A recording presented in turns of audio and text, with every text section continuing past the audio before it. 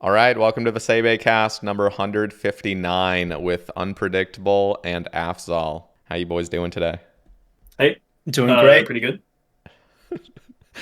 I don't even know how to begin this. First of all, I'm an absolute fan of both of you. Um, like you guys are both actual legends in the game, and you guys have performed some of like the craziest feats I've ever seen. So it's just a pleasure, like right off the bat, I got to say that, to have you both on. And I guess I'll start off with some brief introductions of who you guys are for those that may not know. So I guess we'll start with you, Unpredictable, and then we'll go to Afzal. So just describe a little bit of maybe your play style and maybe some notable achievements. And we'll get into those achievements, by the way. We'll talk about it. But yeah, just a brief overview, I guess. Okay, I'm known for primarily Inferno stuff. So like Inferno challenges, low combat, um, different restrictions. I guess six dreads challenges as well. Um, like planning different challenges, occasionally like calculating things and stuff like that. I'm Um, just gonna throw in there as well. You're it just like I feel like this is like the big thing that at least I've mentioned as well in one of my videos was the no pillar pure as in one defense pure melee inferno. You did that. okay, What the fuck? yeah, I mean that one sounds flashy and it sounds cool. Yeah. That's why I did it.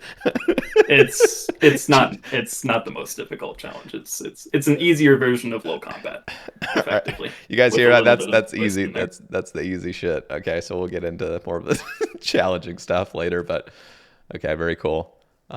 Also, do you're also a YouTuber or like you've published videos? I don't know if you qualify yourself Yep. as a YouTuber. No, Okay. I wouldn't. Okay, cool. But yeah, I have published YouTube videos. All right. Well, I think brief enough for right now. We'll get into a lot of this stuff later down. But Afzal, can we get a little introduction of you? Yeah, so similar to Unpredictable, I'm known for Inferno as well, particularly low combat recently. Not anytime soon for speedruns, but yeah, I feel like that's pretty much it. Okay, and you're also the okay, and I'm just gonna toot your guys' horns, but you also completed the level. Correct me if I'm wrong. 39 combat inferno after exact did the absolute world record lowest at 40. You did the 39 afterward. Is that Yeah, correct? literally 2 years later. Yeah, so 39. Didn't take too long, just 2 years. Okay, 39. But then have you beaten that since? Have you gone lower? I haven't beaten it yet, but I have tried for lower so far, and I've gotten pretty close. Okay. And we can get into that if we want. Yes. Yeah. Which level are you going for? I Yeah. Are you going for don't 38 remember. or is there something lower you're aiming? Um, 38 is too easy to go for. It's like you get the way it works is each attempt has takes a lot of stuff to prepare one account. And for you to waste that account on a 38 is not really worth it. Mm. So you might as well go lower. That's the thing. So what are you aiming for? Account prep is the biggest part. Um, 36, 37, I think, on paper might be the realistic limits right now. Okay. So is And you could go 36 and bail and do 37 instead if things go wrong during the waves. mm. And So I'd argue there's probably ways to do 35. oh shit. Oh shit. You got some I wouldn't. competition already. Okay, let me just ask about like the so you say 36 or 37. Is it purely like RNG? Like you have to do a minimal amount of damage, or can you get if you played perfectly, could you guarantee a 36? It doesn't depend on RNG. I would say so, yeah. The most RNG part, in my opinion, comes at the end where you have to kill Zuk healers. And at 36, you're going into Zuk healers with like 29 HP. Like that's your HP level. So if you get really bad luck, kind of getting DPS checked, then you could just get blown up. Fuck. Okay. Damn.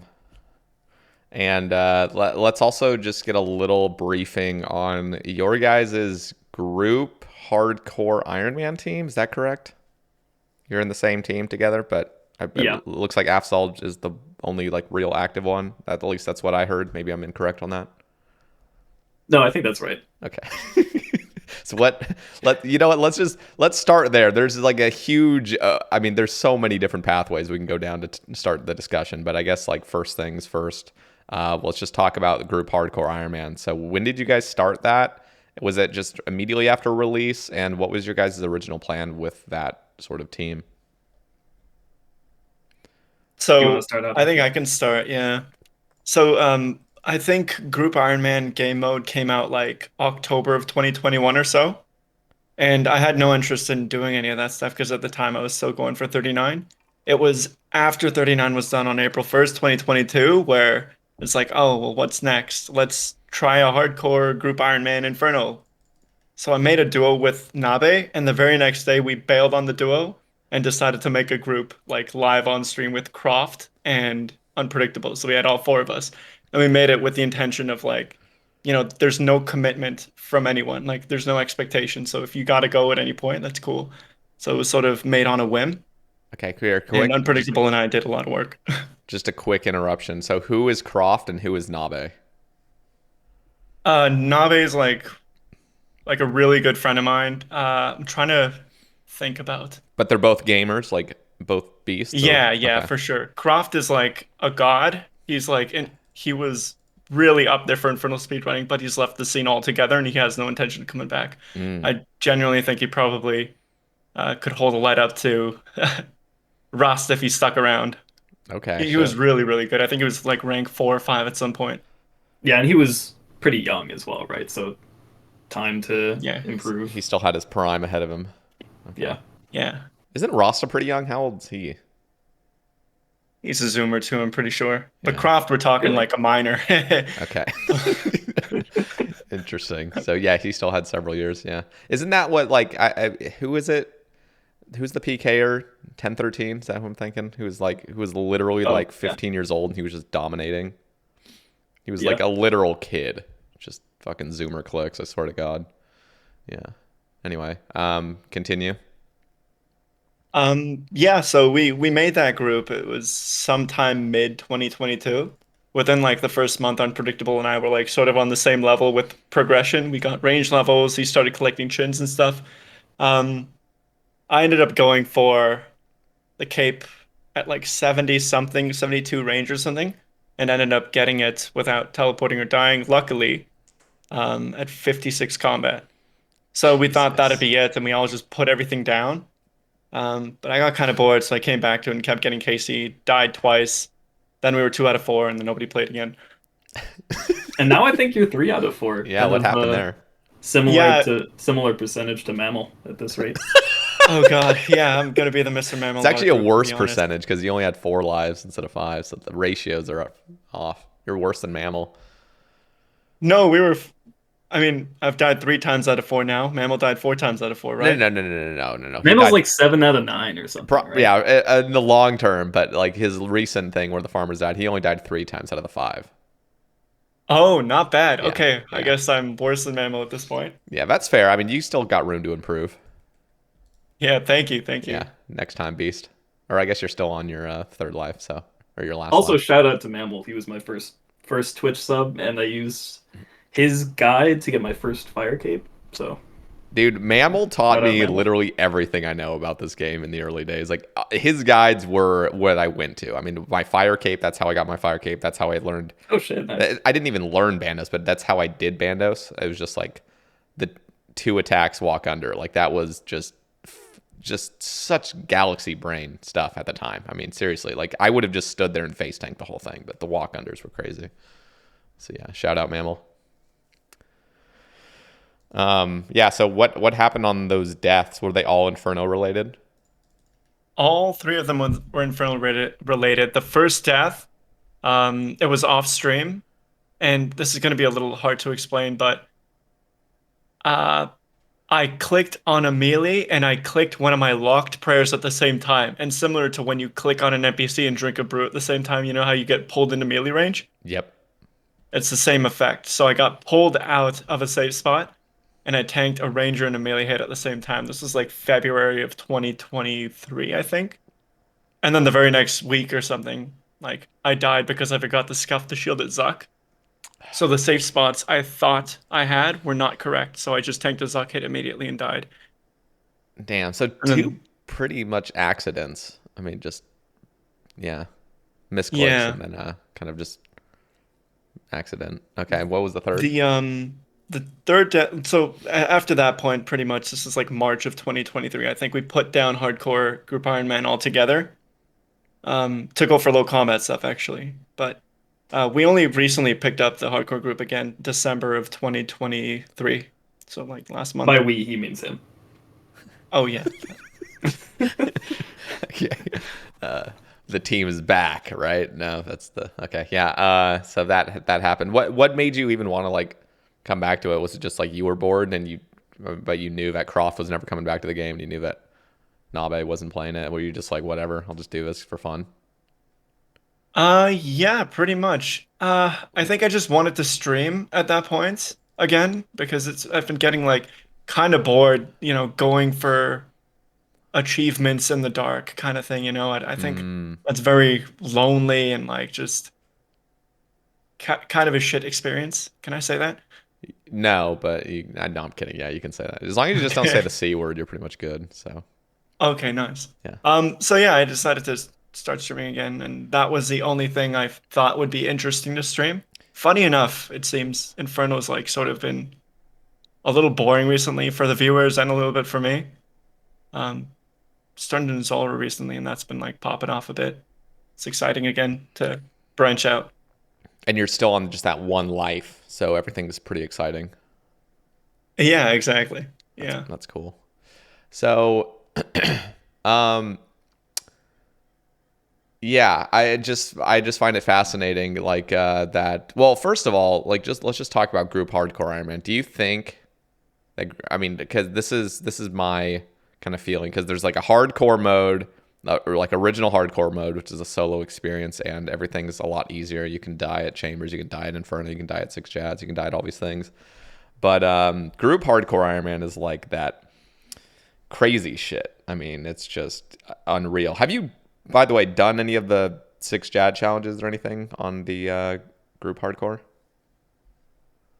No, I'm saving that for after we get like a Zuck pet. I think the two main goals right now is to get a Zuck pet and then risk it all at six Jads.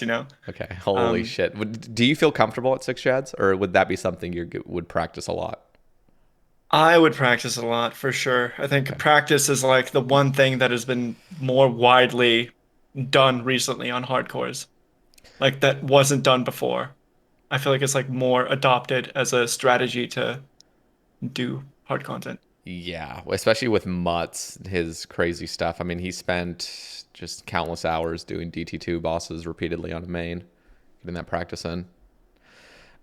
Okay, Yeah, so exactly. let's go further back and let's talk about Inferno release. So both of you are legends at Inferno, but when did that like start? When did your guys' kind of obsession with the place start developing? And I guess we'll start with you, Unpredictable. Like just going back all the way to what? When was that? 2017, June, I think. So when did I you get don't in? even remember honestly. It was sometime, Yeah. yeah, sometime around then. So Uh, yeah, how much later after release did you start getting into it? it probably. I don't think it was more than a year, but it might have been close to it. At the time, I just had like a little cutie Iron Man. I was doing TOB, kind of near release on that and having a lot of fun. And then I saw teammates with Infernal capes, and I wanted one. Uh, Tried to grind out an SGS for it, but went like really dry on the hilt, so gave up that. Got it on the Iron Man, and then kind of shortly after grinding, I guess a bit more TOB, just quit the Iron Man completely, dropped everything. Thought I was quitting the game, and then like probably like a week later, I tried out like a Mage Inferno, for fun because I don't think anybody had done that. I mean, I brought an SGS, so it was like no range Inferno is what I called it, but Mm-mm. did that. Thought it was really fun. Put it on Reddit. Then did the somebody actually commented on that Reddit post. That was like they were like, "Oh, haha, now do it with melee only." Um, So then, yeah, I did that, and I thought that was really cool. That was back in the early days. So like Melee Inferno was like, what the hell are you doing? Like, Yeah, I thought it sounded ridiculous enough to be fun. yeah, that's crazy. Uh, so is that kind of when the obsession started? Like the kind of like, how far can I take this? Yeah, pretty much. I think after that, I took a bit of a break, maybe. I don't remember exactly. I have a terrible long-term memory. What? But Yeah. What are some of the other things that you did within the time? Because I mean, there's a tweet that you put out talking about something insane, which we'll mention in a second. I want to kind of talk about it as much as you can share. Um, but what are some other things? Like I mentioned at the beginning, you did the one defense, no pillar, melee, inferno. What were some other things that you did in that time? um, one item, no supplies Inferno was a pretty decent one. I Jeez. mean, I ended up dying to Zuck at that, but Mm. kind of a common thing with me is I get very close to completing something and then I get bored. So Uh, I didn't want to try it again after I died at Zuck on that attempt. But almost completed that. That was pretty fun. Just T-bow, arrows, and runes. That's it. how long did like no pillars take you to? Because I mean, I remember when Lake in the early days was going for a no pillar, and that was insane at the time, just absolutely insane. Like you're really gonna do this shit with no pillar? So, I mean, you've done, I mean, several attempts with, I mean, a bunch of attempts. I'm assuming with no pillar stuff. How is that as hard as it seems? Like doing no pillar stuff. I've never even attempted it, but I know nowadays, with all the plugins and everything else, it's a little bit more solved. What are your thoughts on like no pillar infernos in general? Um, if you don't have much practice in the Inferno, I could see them being really difficult. I mean, I don't know. It's really hard to tell when you've done as much Inferno as There, I have. there was Because all. Yeah, go for it. I haven't even done a no scout, no pillar Inferno Mm. because, well, yeah, I don't know. I've done so much Inferno, it's not really an interesting challenge. When was To a that lot of like? people, that would be the case.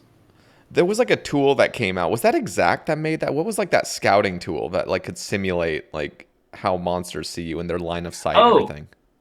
shit. When did that come about? What? And Can't what? say that. Yeah, what's the person's name? Backseat Inferno, Yeah. he's the one that made it. Before that, everybody, like especially Zach, would do all that planning on paper for the low combat, right? Yeah. Oh I wow. remember that. That was so stupid. But yeah, once Backseat Inferno made that tool, Oh, so he it made it made planning entirely. waves so easy. I think so, yeah. I'm not Yeah. exactly sure. So he. Um, Yeah, let's hear it. so he made it, as far as I heard, and then after he published it, at some point, Backseat was like, "Oh, Exact reached out to me to ask if you could toggle the pillars." So I don't know what's going on. And like he told us that, and you're like, "Hmm, maybe he's planning something." Then shortly after he comes out, the 40 comment Inferno, we're like, "Holy moly, that's crazy!" So Backseat's tool was like the beginning of it, and Freedive, which is one of our friends, I Freedive. I think he quit RuneScape at this point, but he modded it further. So like now Wait, it's like really? Freedive's tool. I didn't know the no pillar stuff was. Oh, okay, that makes sense. That makes sense actually. Never mind. Because Yeah. I was thinking we would need the no pillar stuff for because they're like Exact and few others of us were going for those smoke burst infernos. I forgot like you just kept your pillars, so yeah, that makes sense. You wouldn't need to toggle them on the tool. Yeah. So this was. I'm just gonna pull this up right now because I'm just very fascinated in it.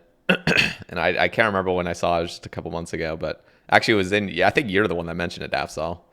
And then I kind of got really curious. But September 29th, 2022, Unpredictable, you tweeted, so I've been logged out on triple Jads for about a month and a half on an account with 1 defense, 31 prayer, 50 attack, with the possibility of completion.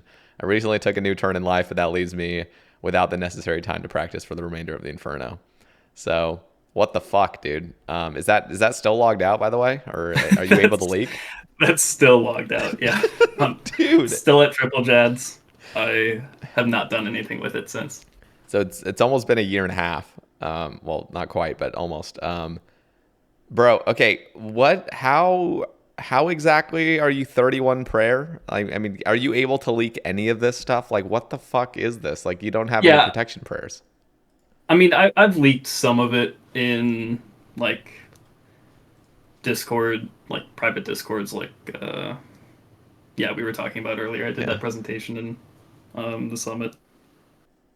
Um, yeah, basically on a main, it is uh, I would say not too difficult of a challenge to do it without overheads. If you know all the strategies, if you know all the strategies, you can probably one and done it. Really? Um, With no yeah, overheads. no overheads, Bruh. and assuming you like let yourself use rigor, but even at this point, even if you just use like Hawkeye or even no prayer, no offensive prayers, like main gear is so much better than pure gear that it's not too much of a challenge.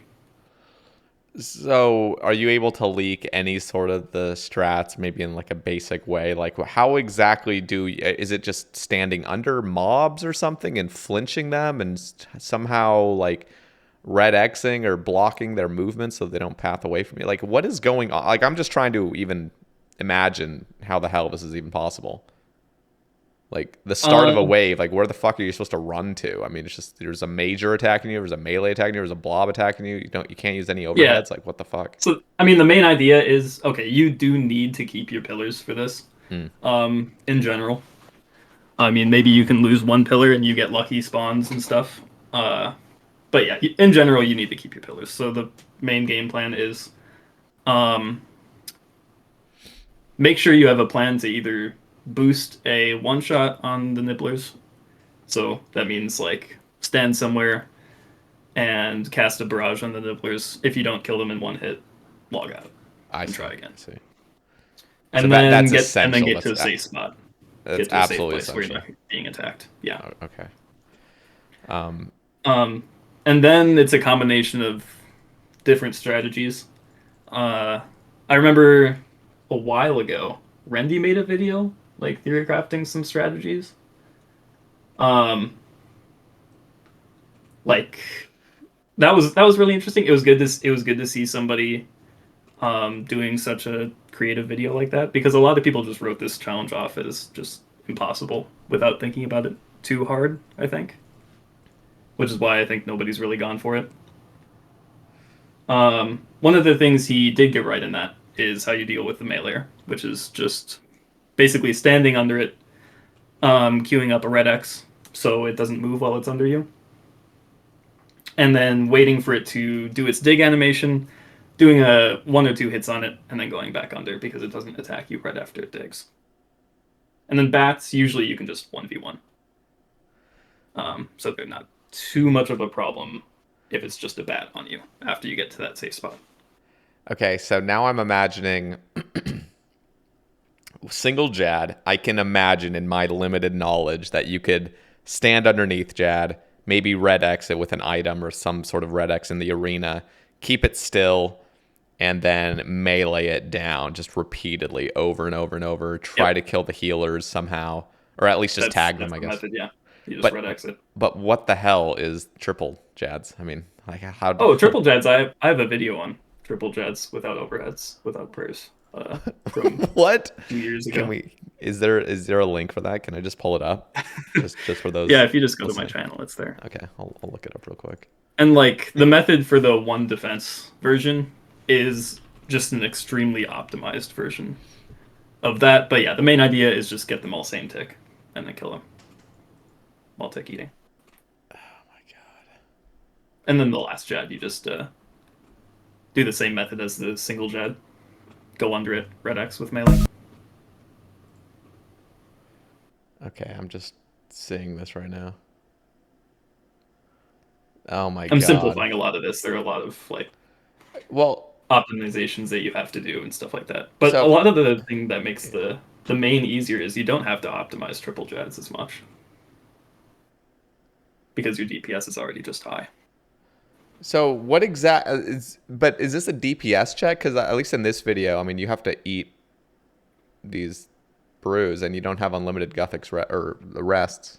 You don't have unlimited of them. So what do you, Yeah, it's a bit of a DPS check, but it would be extremely unlikely with at least the supplies I have left right now on that account to not complete it with enough supplies left to also do the Zuk Jad.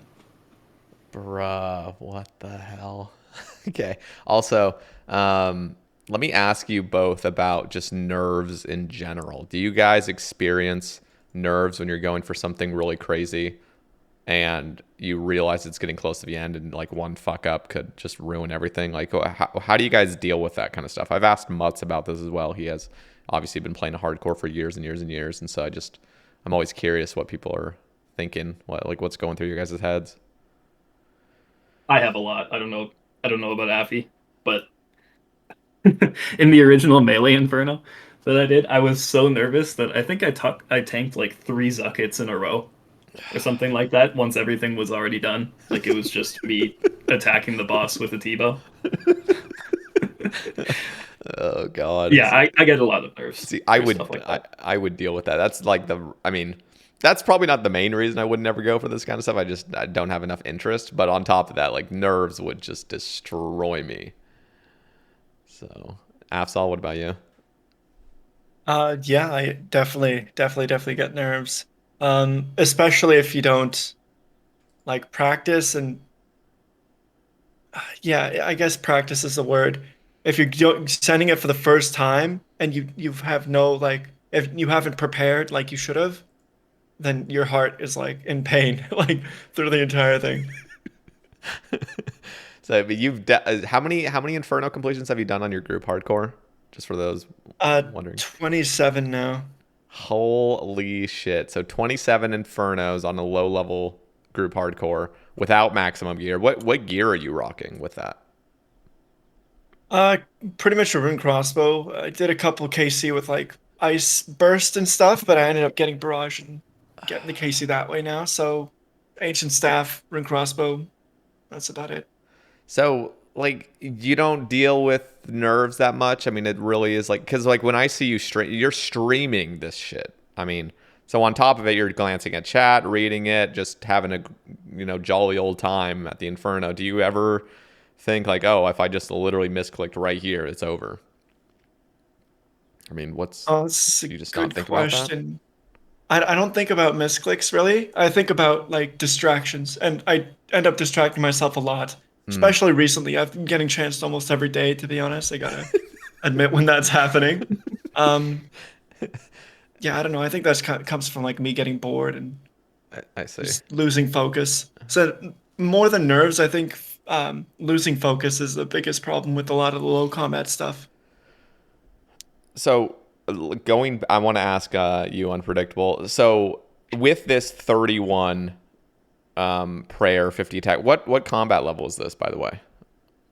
Is this like a lower than 35? You said like initially. Oh no. This isn't a low combat attack. Oh really? This is just no overheads, 1 defense. Yeah. What combat level is it though? I think it's like 70. It's a max G Mauler. I see. Yeah, So this so wouldn't really be 70 as something, I think. this wouldn't really be as possible. Like this kind of method you're doing with low prayer. Like, is this even a possibility for going It's low? not really possible to do the bosses. I mean, it would obviously make the waves a lot harder too. But I mean, even just the bosses, you'd be DPS checked.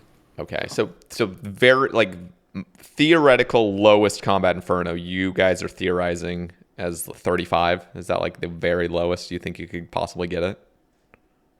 I think it's 36.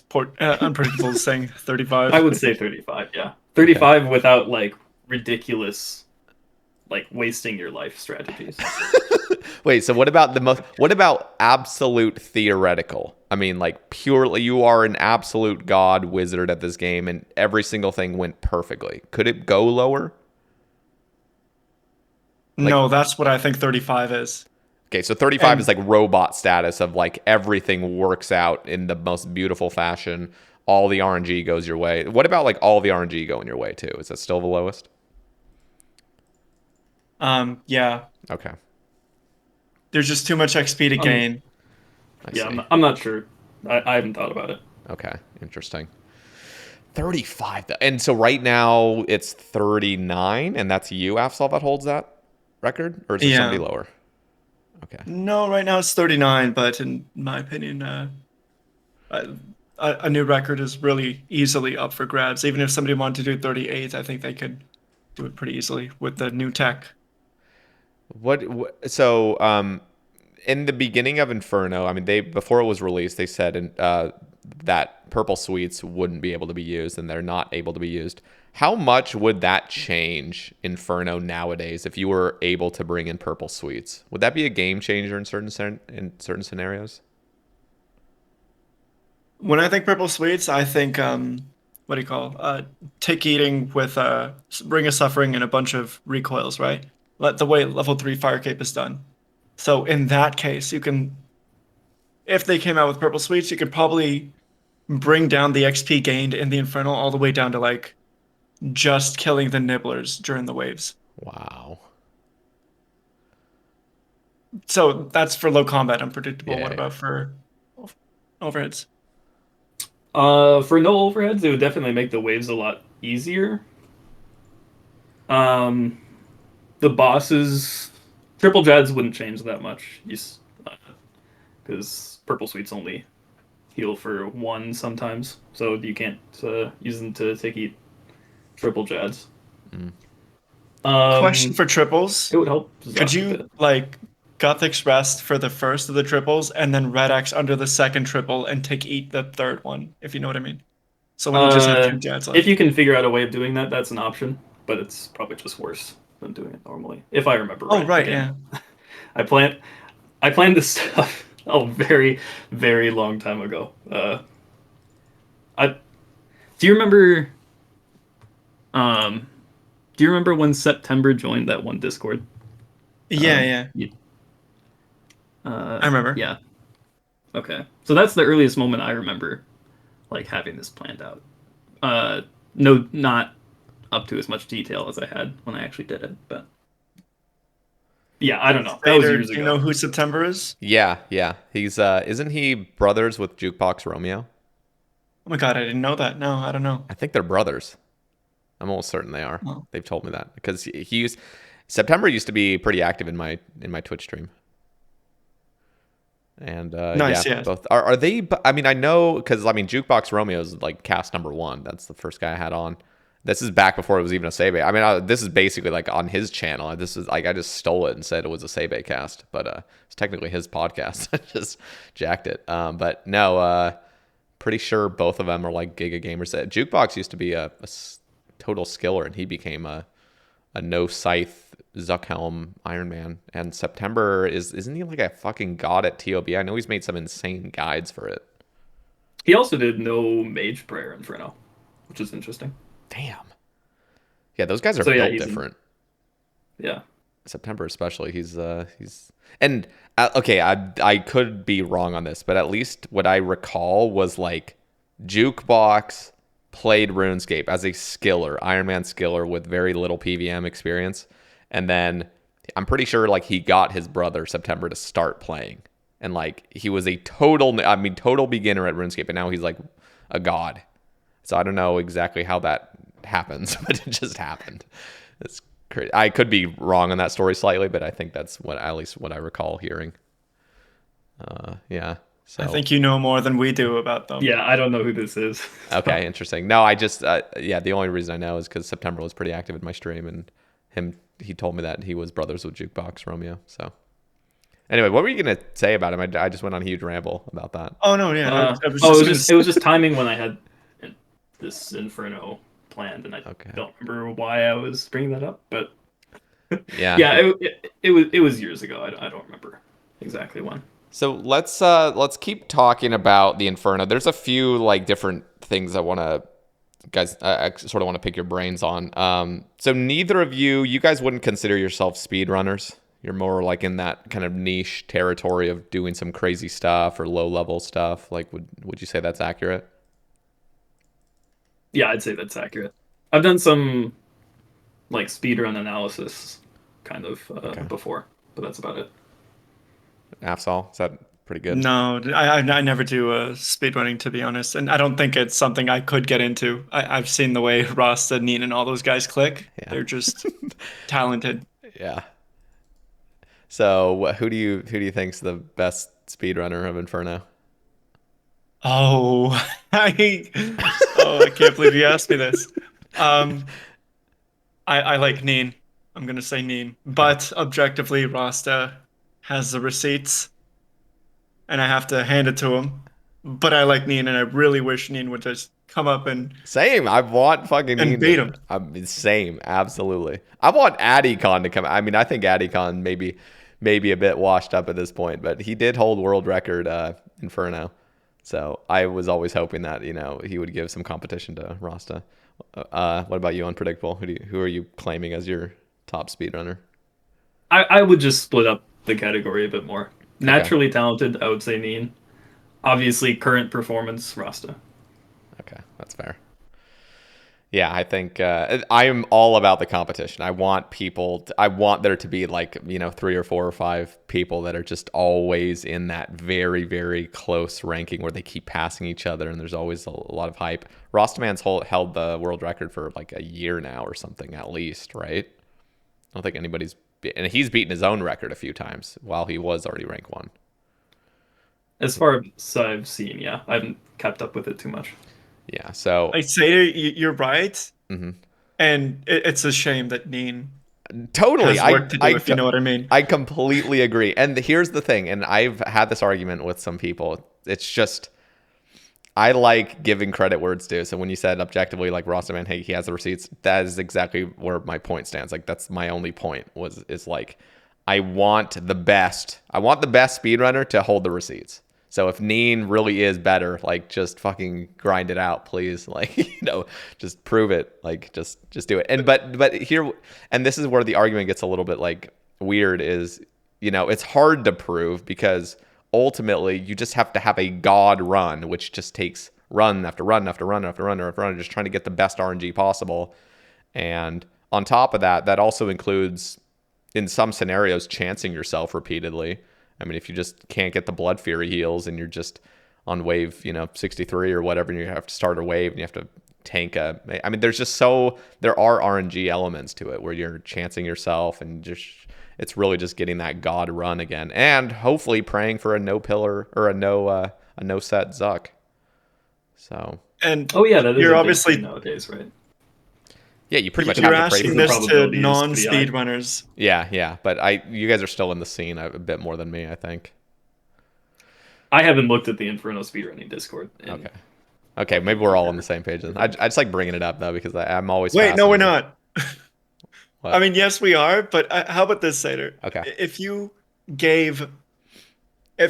took Neen and you Mhm. took Rasta and put them on an island for like a year and took them off that island and brought them Who back, would be sat them in alive front of a still? Who computer. would be alive still? Who would? No, I'm kidding. Okay, yeah, continue. No. Who would you and you gave them each 10 runs to do. Who do you think would win? I'd like to believe Neen would. See, that is when things get really interesting because if you were even just discount the island thing, I mean, it would be cool to have some private cameras there, see what the hell they're doing on a private island for a fucking year. But other than that, like just exclude that entirely. Just say right now, let's just say, Neen has had his warm-ups. I don't know how rusty he is right now, but let's just say, give him a few weeks to just like practice. Give, Rostaman a few weeks to practice. He's already been practicing, but like how fast could you do if you only had 5 runs or 10 runs? Like you only have these 10 runs. How fast can you go in just these 10? That would be very interesting. Or even 5 or even just 1. Like you have 1 attempt right now. If you fail, you fuck up. Like you probably got to bring a few brews potentially. Like that would be interesting. I don't think it would be as interesting as maybe 5 or 10 runs. Maybe 10 runs would be the most interesting of like really trying to push yourself. But if you haven't gotten a really good time by like 9 in, that 10th one, you got to like really just play it safe, sort of. Yeah, but what if, okay, let's say we get the winner and the Okay. winner got chanced, and this is all hypothetical, right? Yeah. Got chanced like 50 times, hard chances Yeah. throughout the entire thing, but ended up winning, and the other guy just like kept getting, got like 10 Tebow zeros in a row. Would you say one is better than the other, or one just got the record? No, one just won? I know that's the problem with playing an RNG game is like that's just and that is literally why I give Rostman even more credit because we're not limiting it to a sample size of 10. We're talking all time. He holds the world record. Out of all the attempts anybody could have possibly done, he still holds the world record. So like that is like the True, best yeah. kind of gauge we can even have in the first place. Like we Shout out Rasta, but I love Neen. yeah, no, and I want Need to beat it, but this is just the problem with the game. Like, imagine there was a way to just, okay, how about this? How about we had an Inferno that was like hard mode Inferno, where you deal, okay, this would actually be fucking weird. I'm already like retracting this as I'm saying it, but I'm going to say it anyway. Just so what if like all monsters, never mind, this isn't going to work. I was going to say like, what if all monsters had like an average hit that they're going to hit you, and you have an average hit that you're going to hit everything. So that RNG element's out of the play, but at the same time, that would just make the Inferno entirely a different experience.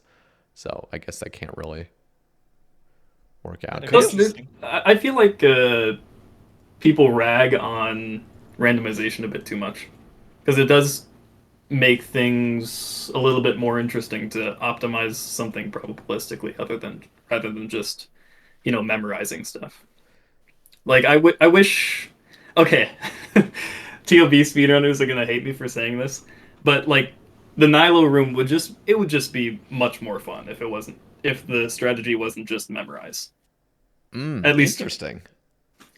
I used to play Hearthstone a lot, pretty competitively, and yeah, I mean that's like optimizing things probabilistically. That's what that game is all about, or at least it was when I played.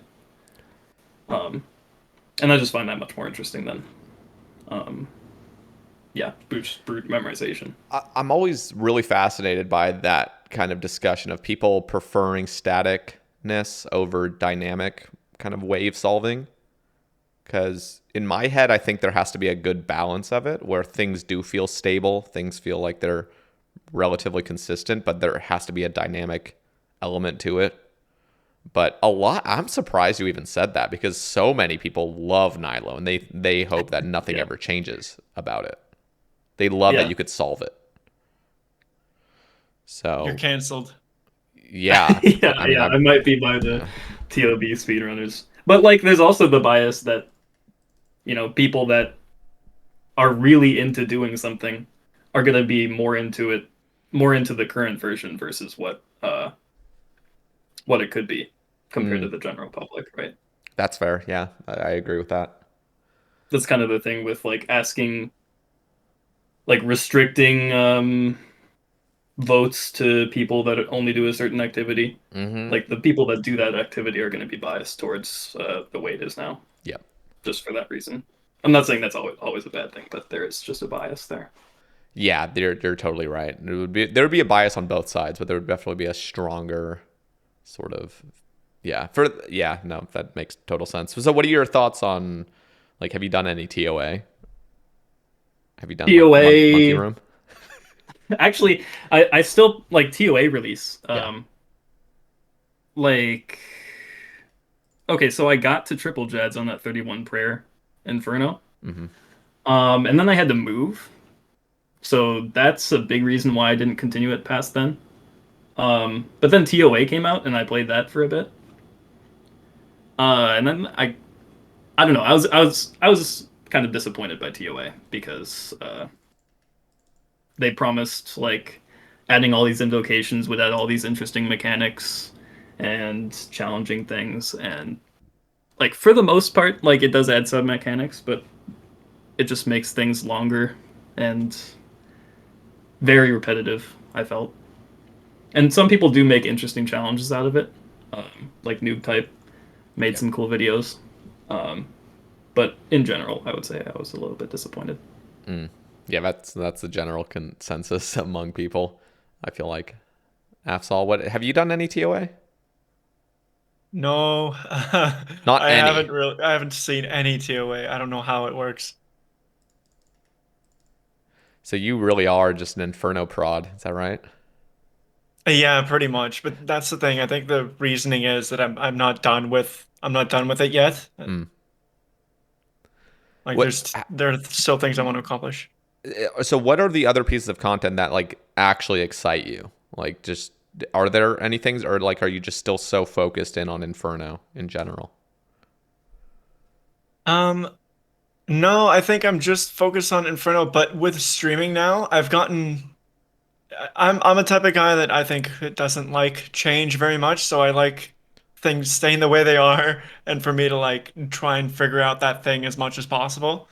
But recently I've like done Zulrah, right? And that seems like such a stupid, easy content, but I've been having fun, and it's how things usually go with me when I actually go out and try something else I enjoy. That's what happened with Inferno, actually.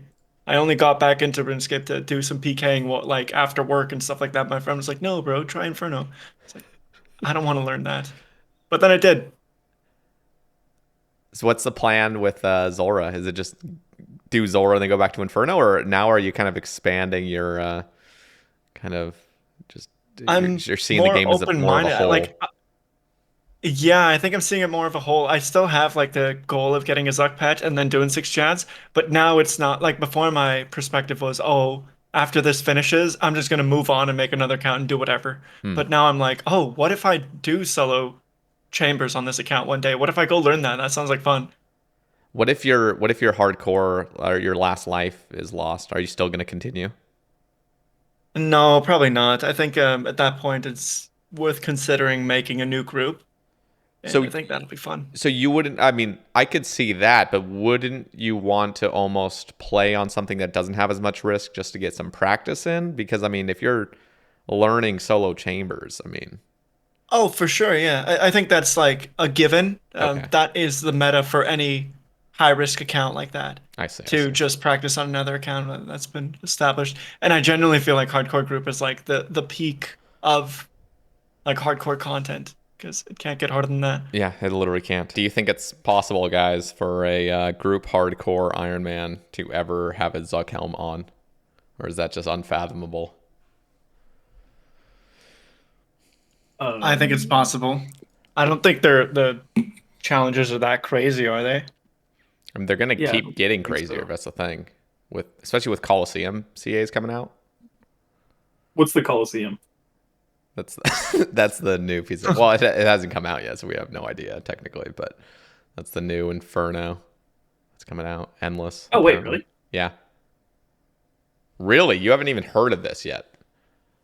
No, I've been out of the scene Yeah, that's for a while I now. just feel like I feel like it's kind of hard to miss, but no, I mean it's not I've heard really. the name, but Yeah, that's about it. it's not like out or anything. We don't really know. I mean, we're still speculating on what the hell it's even going to be. If it's going to be like a range thing or you're going to be meleeing stuff, like we don't really know what the whole mechanics are. But it's supposedly supposed to be like endless, kind of wave based. That's how you're going to get your new range upgrade, the quiver.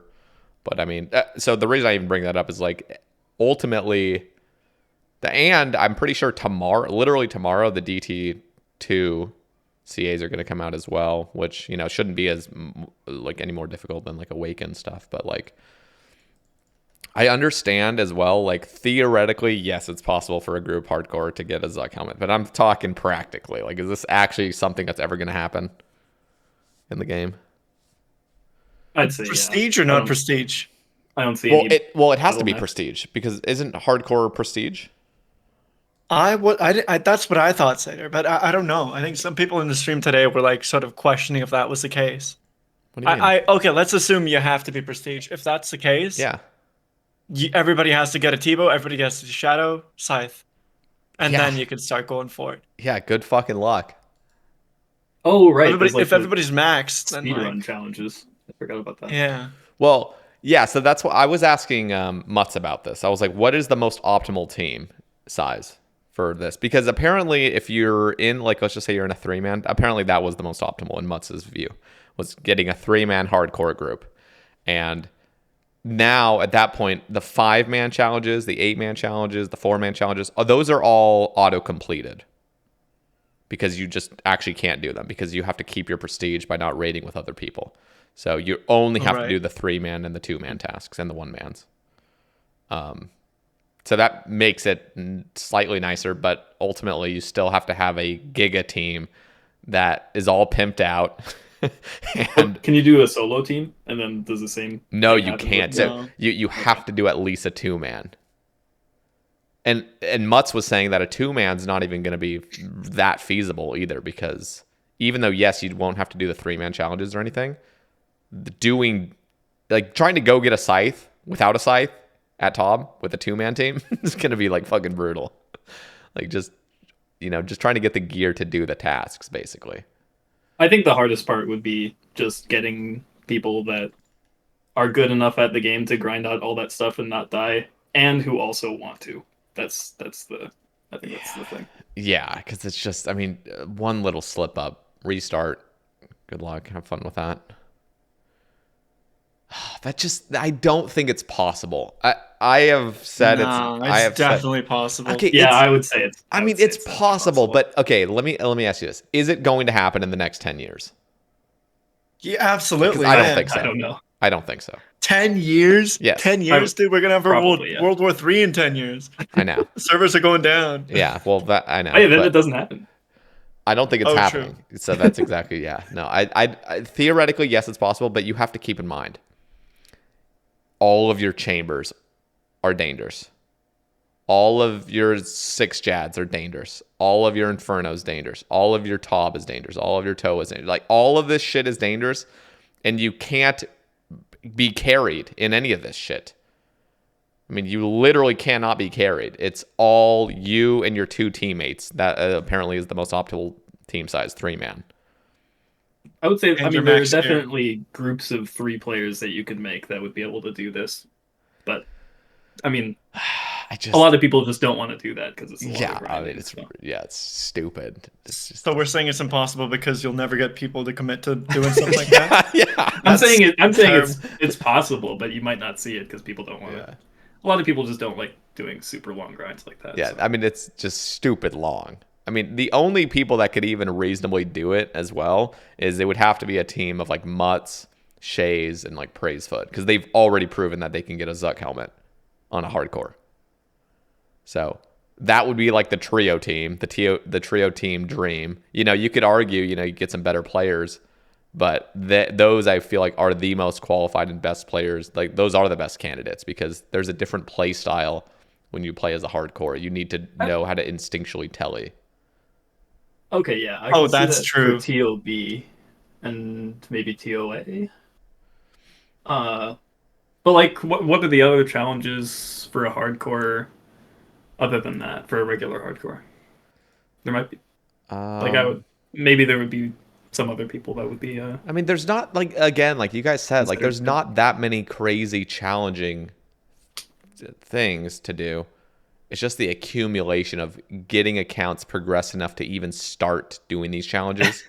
Yeah, and I would say that's the main obstacle. And then, I mean, I'm just imagining, like, one of the tasks is do a 5-man or do a 5 Jad into a 6 Jad, and it's just like. With like a that, TiVo? For people that know 6 Jads, that's. I mean, that task is no definitely doable, but it's just one of those things where it's like you misclick once and it's over. Okay, you're 121 HP. You'll just tab out if you misclick once. I know.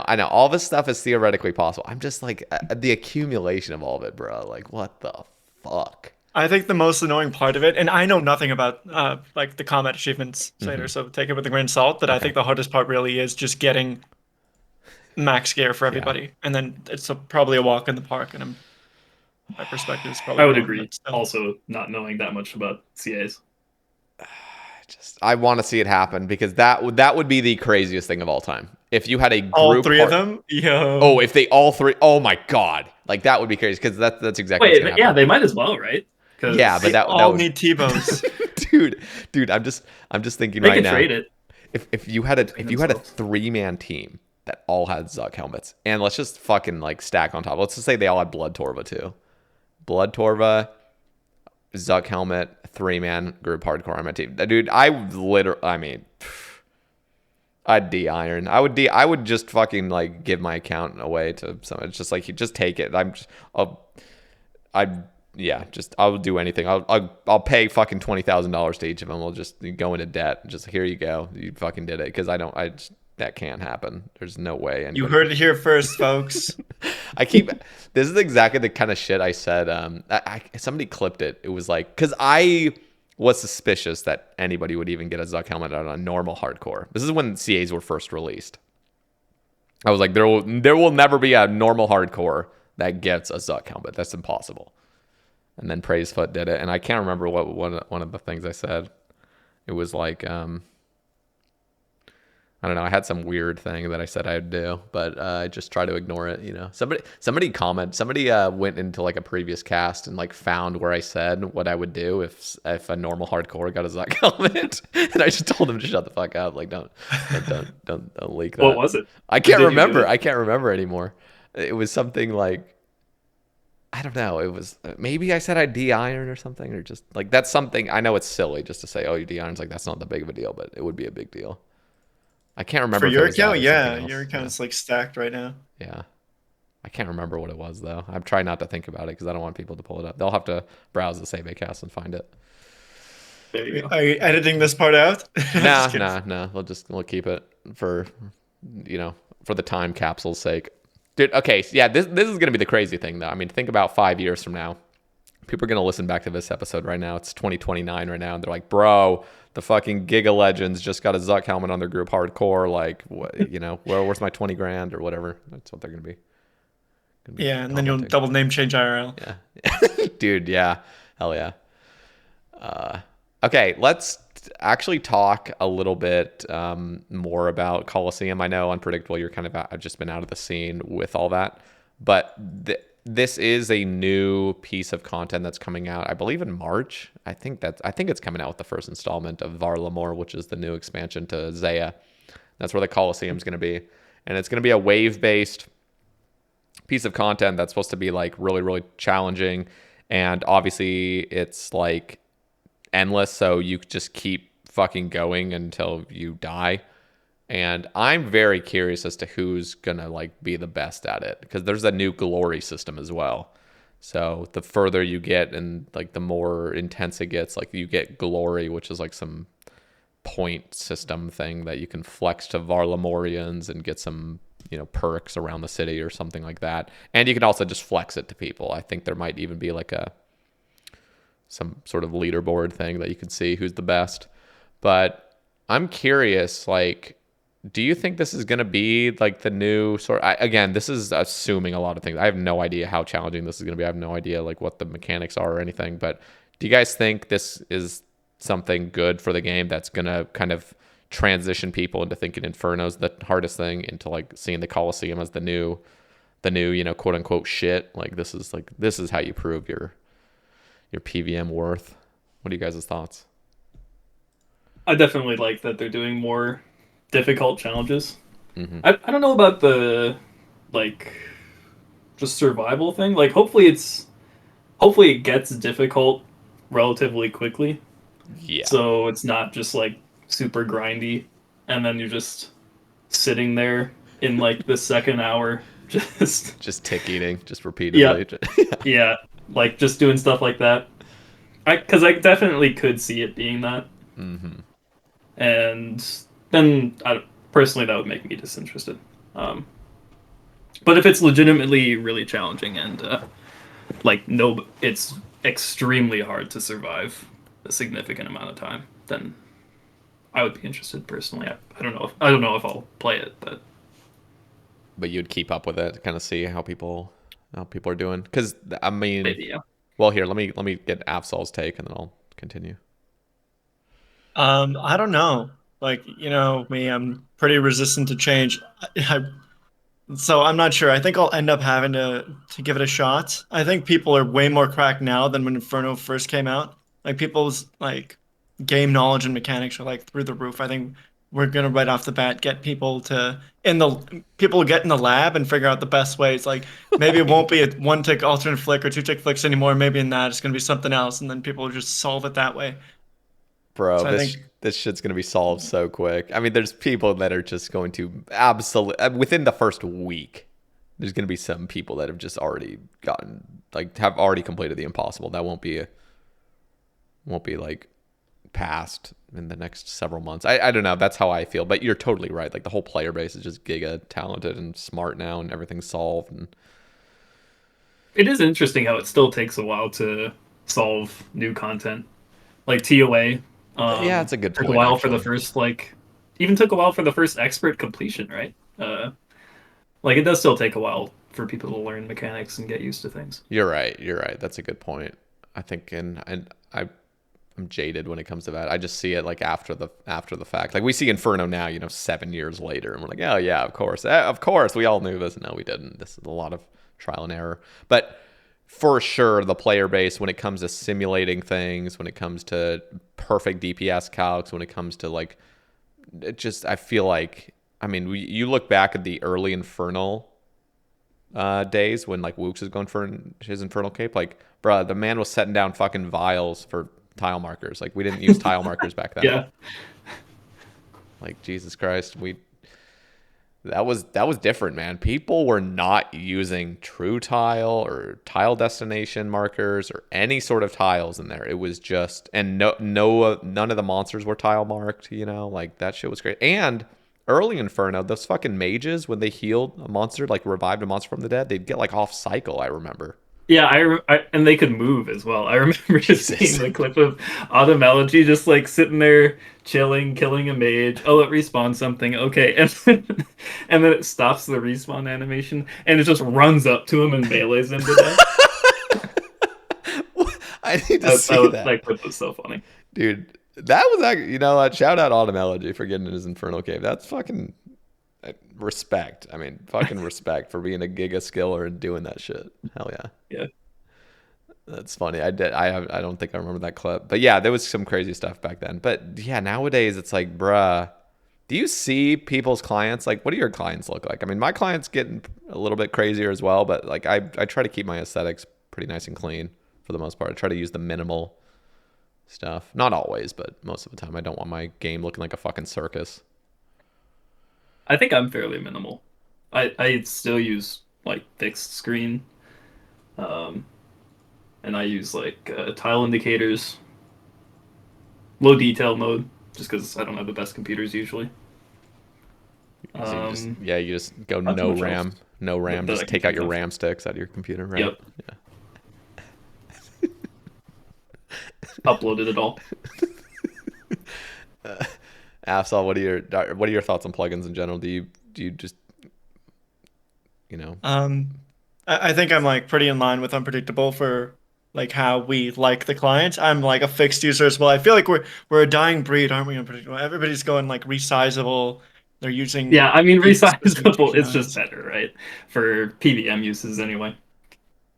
I'm fixed. Well, objectively, probably you get more real estate, right? But I don't know. I guess we're stuck in our ways. Like Dex still plays in fixed screen as well, and Dex has got like probably the filthiest clicks I've ever seen.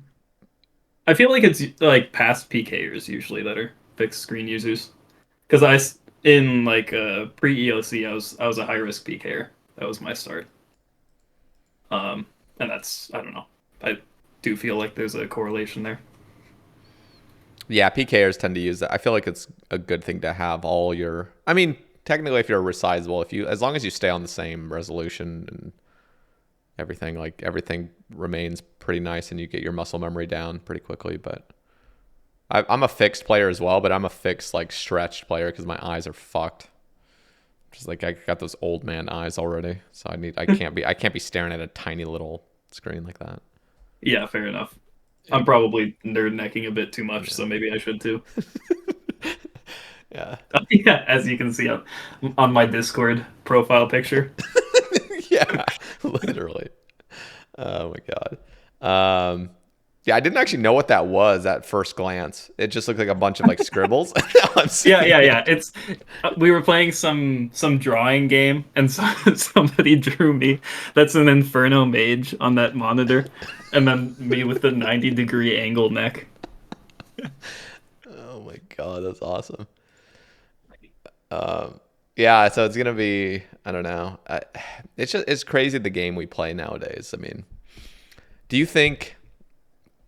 I mean, I already know the answer to this. I just ask mainly just for thought-provoking discussion, potentially, of just like, I think of God Wars Dungeon, for example. Like back in the early days, you see Cloud Badass or fucking Reed or Lake or Latius or all these, Giga Gamers flicking God Wars. And this is before, the GE Challenge came out and just was like, hey, here's how you just fucking solve this shit and just bofa it down and don't take any damage.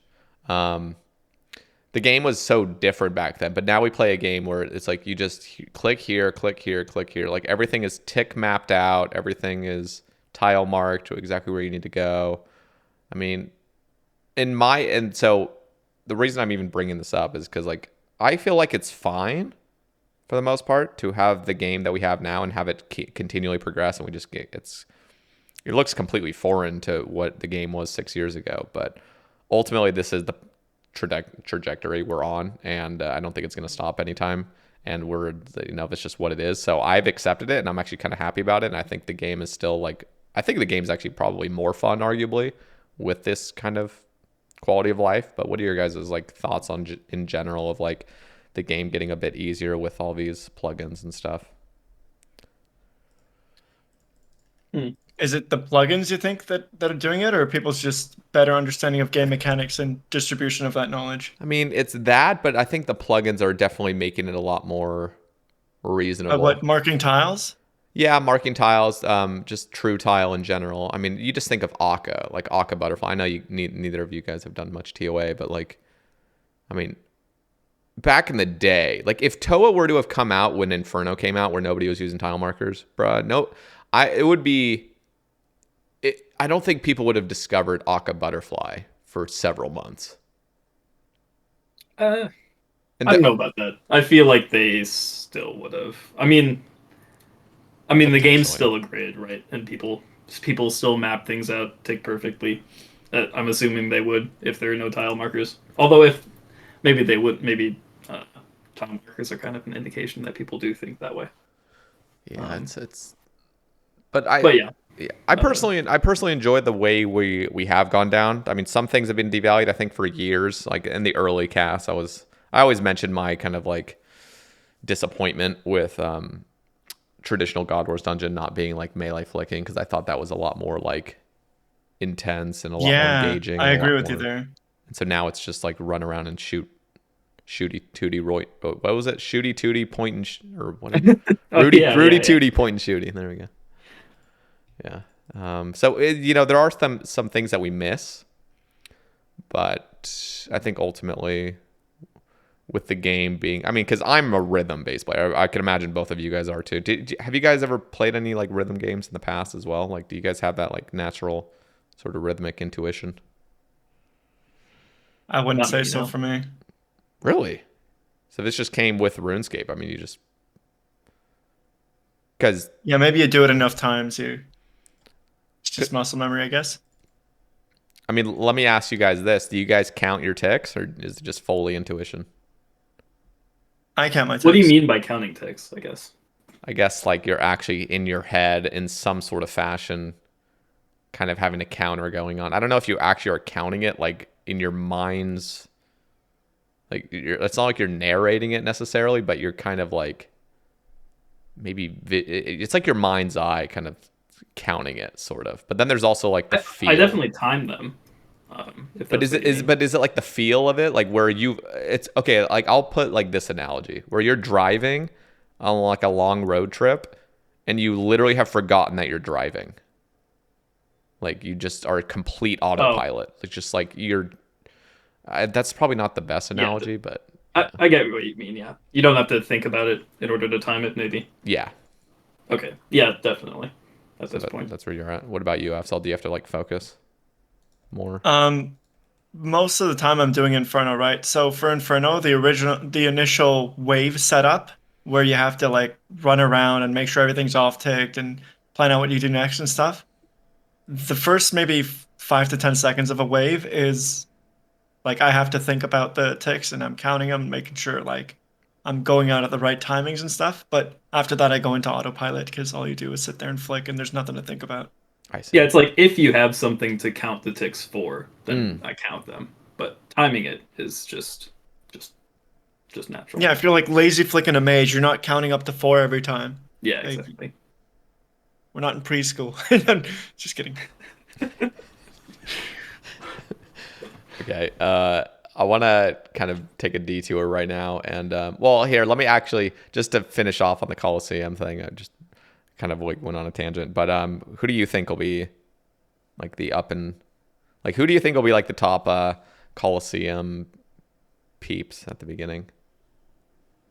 You guys have any like thoughts on like names I wonder how similar it would be to Inferno. I feel like a lot of the techniques you learn in Inferno are specific to Inferno, but maybe the like flicking patterns and making all the NPCs like off-ticked using like a two-tick flick and stuff like that. That tech is like revolutionary for Inferno. I don't know if something like that is going to exist in Colosseum. If not, then I think it's then the Inferno people don't have much of a leg up versus the other high tier PvMers maybe. So if that's the case, I think like people like Port and Noobtype and guys will be up there. Yeah, I would just say whichever like really good PvMers are active at the moment. Like I think Port and yeah, as you said, Noobtype. Noobtype, they're fucking goated. Dude, did you see Noobtype do 27 Awakened Leviathans in one inventory yesterday? I saw you retweet that like 15 hours ago. Bruh. That's crazy. Bruh. Like, just to put into... I just had Noobtype on the cast, and he was talking about this, but for those that might not have heard that, or for your guys' sake, this guy brought in a fucking air staff with a Fally Shield 4 and a Ring of Shadows, and the Ring of Shadows holds almost enough runes for the Shadow Barrage thing to stun Leviathan. But he has to bring the air staff for the additional runes. And then in his inventory, he has a T-bow and 27 awakened orbs. He doesn't have any sort of run energy. He has to preserve his run energy, has to preserve his fucking prayer. He can't fuck up 27 times in a row. Like, bruh, what the hell? Like, what the hell is that, dude? Seriously, what the hell is that? Like, that is... I like made this because somebody had like posted it on Reddit as well and just made a comment. I'm like, dude, can you imagine being 26 deep and just the fucking pressure for the last Awakened Leviathan? I mean, obviously Noobtype just built different, but bro, if you fuck that up, you're really gonna do all that again? You're gonna go for 27 again? Like, just right now? Oh my god, dude, the nerves, just the sheer mechanical ability to not misclick. I mean, it's not just doing an Awakened Leviathan. I have to keep reminding myself that. It's like, this shit is preserving run energy continually and one tick flicking your fucking prayers so you don't lose prayer points. He can only use up to like, I think he said 10 prayer points, or like, it was like 8 to 12 or something, somewhere in that range of prayer points you can use per kill, basically. Like, Jesus, dude. Oh, because he brought the Fally Shield. Yeah, he brought the Fally Shield. I'm just like, this fucking guy's insane. He's gonna be he's just gonna destroy the Colosseum, I think. You know, when you listed out a bunch of players that are good at hardcore Iron Man, yeah, that would make a good hardcore group team for going for GM.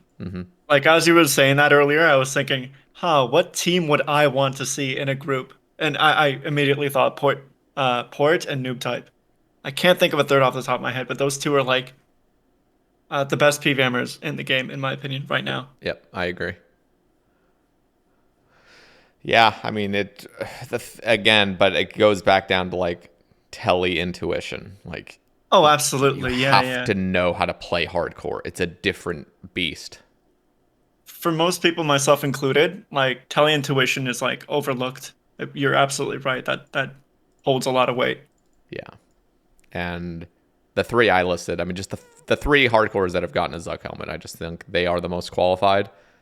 But don't get me wrong, poor Khazard, Noobtype, if they had the determination and the drive to pull this shit off, I mean, I have no doubt whatsoever that they could probably do it, but it's the drive. And that's the thing. I don't think that's something Port will ever be interested in. I have no idea. Yeah, I mean, there would have to be like a fucking like legitimate prize pool. Like, you guys do this and we're gonna crowdsource like $500,000 for you guys. Here you go. Like, something like truly driving. Like, this is a driving force now. Like, fucking do this shit. Like, we want to see it. You know. I just feel like if there's the only thing on the line is like a little bit of like, I don't know, 2,000 Twitter upvotes. Like, that's it. Like, that's like that. I don't think it's worth it. There's so much like real life pressures that keep people out of this game from accomplishing a lot of things. I think that's also overlooked a lot of the time. Like Unpredictable has IRL commitments. That's why you can't just sit here and do no overheads all the time. Okay, well, that was your original reason. Anyway, I don't have that Oh. excuse anymore. I mean, I'm busy right now, but there have been times where I haven't been busy, and I just haven't done it. There's a lot of reasons. And so much of his game, I mean, the shit that you guys do and the shit that, like, Noobtype does or Khazard, like, bruh, like, what the fuck? Like, that is just so tedious. Like, most players would see that as, like, oh my god. Like, can you... Like, I don't know if it's even, like, in your guys' standards. I mean, doing 27 Awakened Leviathans, like, are you guys... Like, even if you got, like, really good at it, like, is that even something you'd have any interest in doing? Like, fuck. Like, that is just...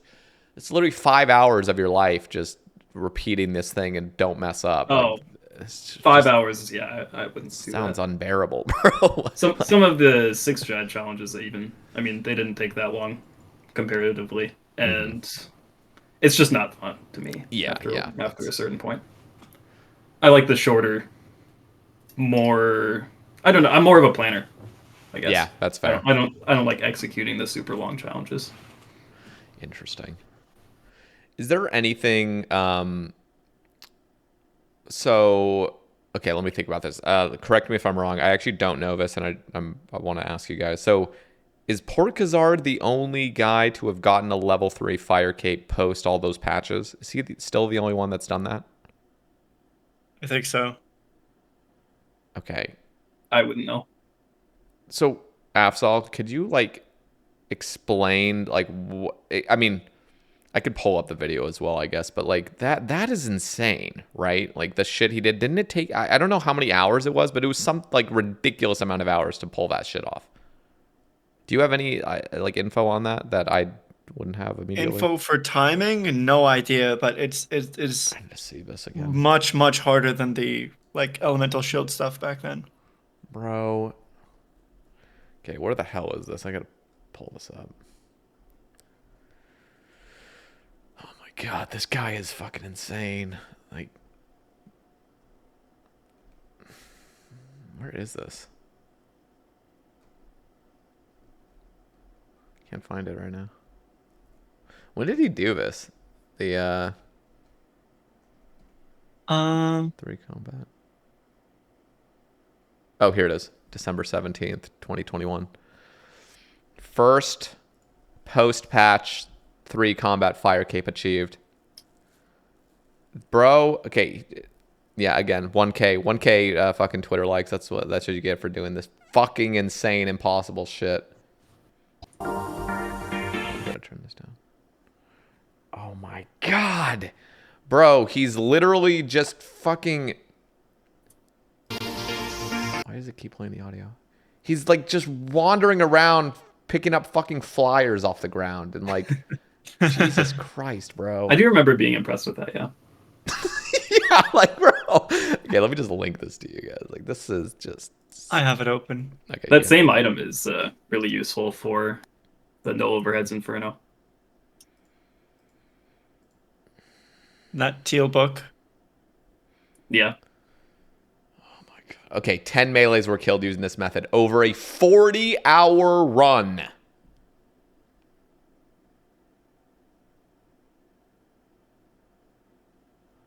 Bro.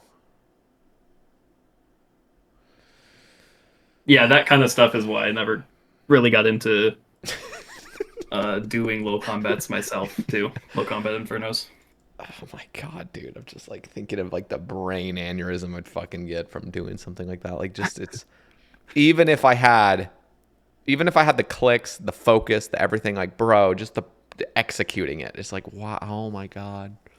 40 hours, bro. Oh my god. Yeah, he's just built so differently.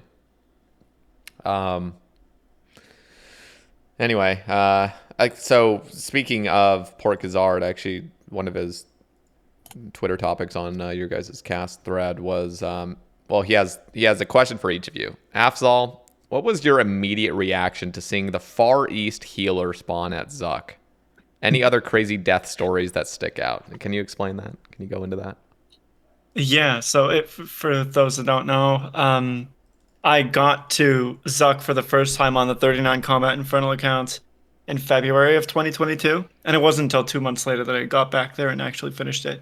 But when I got to Zuk for the first time, the account, it I got to like I pulled the mage out. You know how you stack 7 mages, you pull one of the mages out, and that one mage that you pulled out is there to block the healers from getting to you after you tag them off of Jad when you have to. The problem was there was a very low probability that a healer would spawn on a tile where you can't tag him off without him coming out and beating you up. So I got that, and the only time I get to Zuk, I get that rare healer spawn. How rare is it? Do you know the percentage? I'm calling it rare. I think Unpredictable actually has numbers for it, but like I think it's like less than a 1 in 10 or something, isn't it? Yeah. Like I don't for remember the reference, exact numbers off the top of my head, but yeah, I think it's less than 1 in 10. done Inferno 27 times now on the hardcore group account, and I've gotten it once. So it is pretty rare, and for it to have happened immediately, that's like a punch in the. So at first it was like just panic and like, no, it's over. I either give up now or I just continue flicking and postponing like my death. I pulled through. I triggered the Zuk healers, and they came out. Now I'm flicking Jad, and I'm flicking Zuk. Sorry, I'm flicking Jad and the 7 mages while doing the Zuk healers. And I was almost done, to be honest. I think Yeah, you did pretty well with I it. just finally messed up, and it was just heartbreaking. Fuck, man. Yeah, so I don't know, just pain and like doom. Like when I saw that, I was like, no way this happened. This is like impossible in my head to have happened. Oh my god. But Yeah, on the that's flip frustrating. side, the RNG pulled through. I tanked the Zuk hate on 39. I'm like 2 months later. That's good. That's the universe trying to heal you. Yeah. And there is a method for mitigating the risk of that corner. Yeah, healing, and you Oh, know? really? So there's a way to always And this prevent it? might, yeah. There's like an Easter egg and Unpredictable. Like I sat with him after dying that first time. I was like, how do we fix this, man? What do we do? And like he came up with like a method that's like makes it 0% chance for you to possibly die to that healer. How does it work? And it has to. Oh, how do I put this? You have to red X, like run under the mage and hollow out some of that mage's tiles that you pull out. That you know how you pull one mage out. Uh-huh. You hollow out like 3 of his westernmost tiles, pretty much, and then you drag another mage into him. It's hard to explain. So then that mage that you pulled out now can move another tile east. So Yeah. it's hard to explain, but like normally you can only pull it out all the way, and then you don't try again because it might roll to go north or it might roll to go like another direction. Might be a problem. Okay. Anyways, it has to do with red Xing. What if it did go north? Or Then it's no problem. Then you can't roll again because if it goes north twice, I think that's a problem.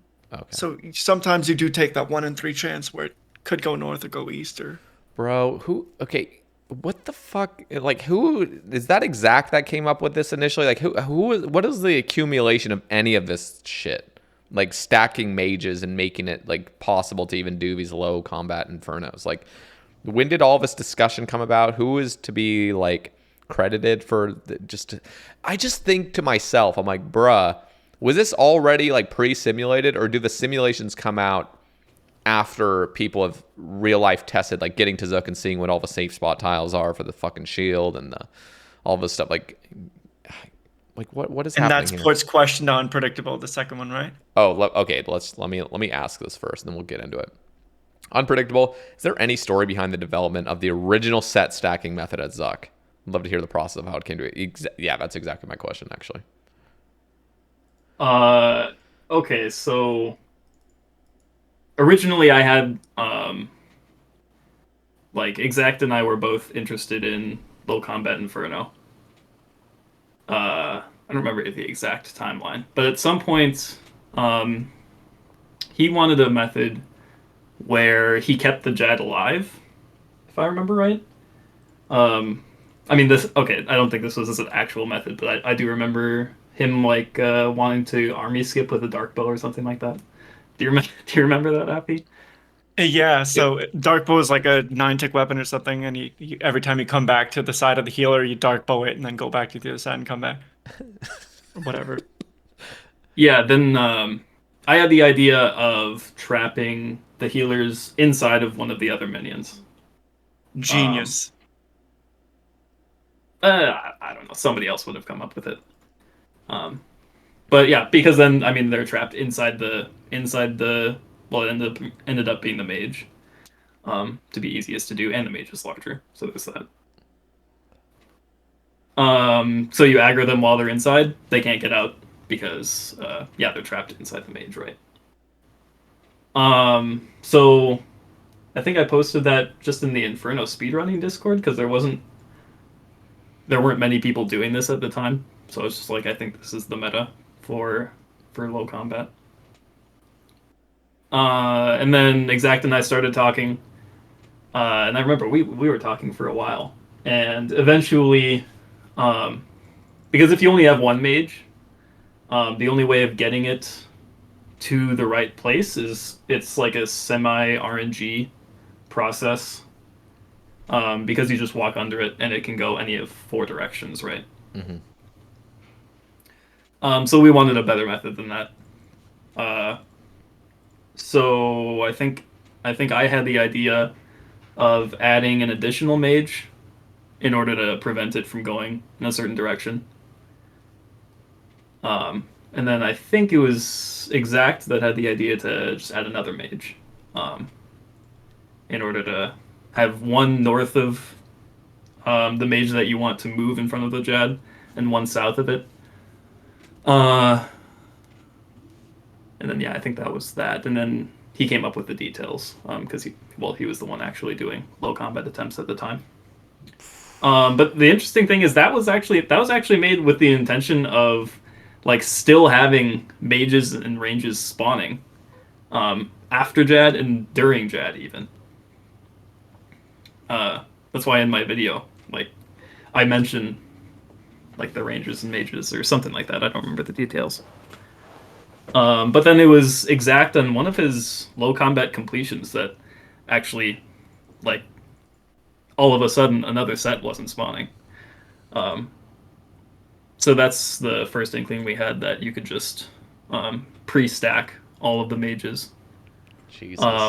And so no more sets would spawn besides the mage after the Jad, of course. And then that really simplified things. So that was that like the aha moment? Like, oh shit, like these end up because wouldn't it be like if they endlessly stacked, wouldn't that be an issue? It might be an issue for shield health, but there are ways to mitigate that. Okay. Wow. Probably the aha thing was just blocking the healers. I see. Damn. That's crazy. That's crazy that, I mean, I just remember watching Exact doing those early streams where he was doing that shit and everybody in the chat's question marking, like, what the hell are you doing? Like, why are you running to like this really far corner? Why are you trying to step under the mage? Like, what is happening? It's so crazy. I really hope that, with future releases, we can still kind of experience some of that, like, crazy. I mean, we still see it. I mean, literally just yesterday, the 27 Awakened Leviathan. Like, that's something where it's like, bruh, we're seeing this crazy shit again that you don't think is really possible, and then it ends up happening. So yeah, it's kind of. I think cool. Solotop has some really good content out there too. Yes. That's one thing I was maybe gonna get into. Oh, did you ever do any like attempts? Or just no. kind of theory? No, but I think even before all the gear upgrades, I think one defense solo is pretty doable. And now there are a bunch of gear upgrades, so yeah. I would say very doable. Yeah, solo Tob is. I always wonder, like, I mean, at least I don't know. I mean, you guys aren't really like in that scene exactly, but I always thought it would have been cool if they got rid of like the P2 Verzik, like 15 minutes of bullshit. That was one of the, like, I just didn't want to do that. Yeah. That was one of the big barriers for me, anyway. Yeah, just a lot of tedious, just waiting around, sort of. If they, I don't know, like that would be kind of cool if they somehow like changed a mechanic to just make that go way faster or make it like not even necessary really. And There's something with hard mode, right? Doesn't hard mode? yeah, I am not familiar enough with hard Is mode. it only that one red crab spawns, maybe? It's something different. You're not doing the same thing. I can't remember though. I think I've only seen a few hard mode runs, and I can't even remember. But it is something different than normal. You probably know more than me. Okay. Here's a topic from Tukin. Afzaalh, any ideas for hard mode Inferno? Also, when are we getting a gym sesh in? I don't really have any ideas for hard mode Inferno. Like, if they ever end up coming out with something like that, I feel like I don't know who the best people are really to determine the best design for like content like that. I really don't. So the easiest things that come to mind are like, oh, just make them stronger, or like make them have more HP, and that's like the most annoying thing ever. Maybe stronger that it's more punishing, but maybe like a new special ability for each of the NPCs, just to force you to move more. You know, I think that's the thing. Like for in low common Inferno and stuff, the only pressures for you to leave to move or go do anything is to chase the nibblers or to get in a new position for when the melee digs. If there were other pressures from other NPCs to, maybe a bat can like moves randomly at some point and you have to reposition or something like that. Maybe that'd be cool. I don't know. That comes to mind. Just everything can dig. Everything can do something unique. Yeah. Now I used to have the idea that maybe like lower HP Jads in the waves or something like that. Ooh. That could be interesting. And maybe iconic. Yeah, it's interesting. That just feels like any change you make, it's going to feel like, at least in my opinion, hard mode Tob. Like, where people end up just not liking it. That's what I have seen. There's a lot of people that probably like hard mode Tob more than normal. But it feels like people just find it kind of like annoying. Like, it feels pretty much the same, but there's some annoying mechanics that now I have to pay attention to. And it's like, So it would be I'd be very impressed if they could come out with a hard mode Inferno that actually feels like more fun rather than just, because I mean there's always ways to just make shit more tedious if you want, but that's not really the way to go down. I would want it to have like an actual non-cosmetic reward too. Oh really? What are your thoughts? Like an actual I don't know, improved just like Infernal a couple cape? more strength bonus or something on your Infernal cape. Just something non-cosmetic. Make it like more black, the cape. I don't know how you would just like, I'm just looking at the cape right now, like what you could do to pimp it out. Maybe make it gold trim, spray that mustard all over it. No, I'm kidding. Don't actually do that. I don't know what they could do cosmetic, because it would have to be a cosmetic thing as well, but add a few strength too. Interesting. Yeah, cosmetics, that's not my area of expertise. Yeah. Okay, unpredictable. Most interesting / obscure game mechanic that people may not have encountered. I'm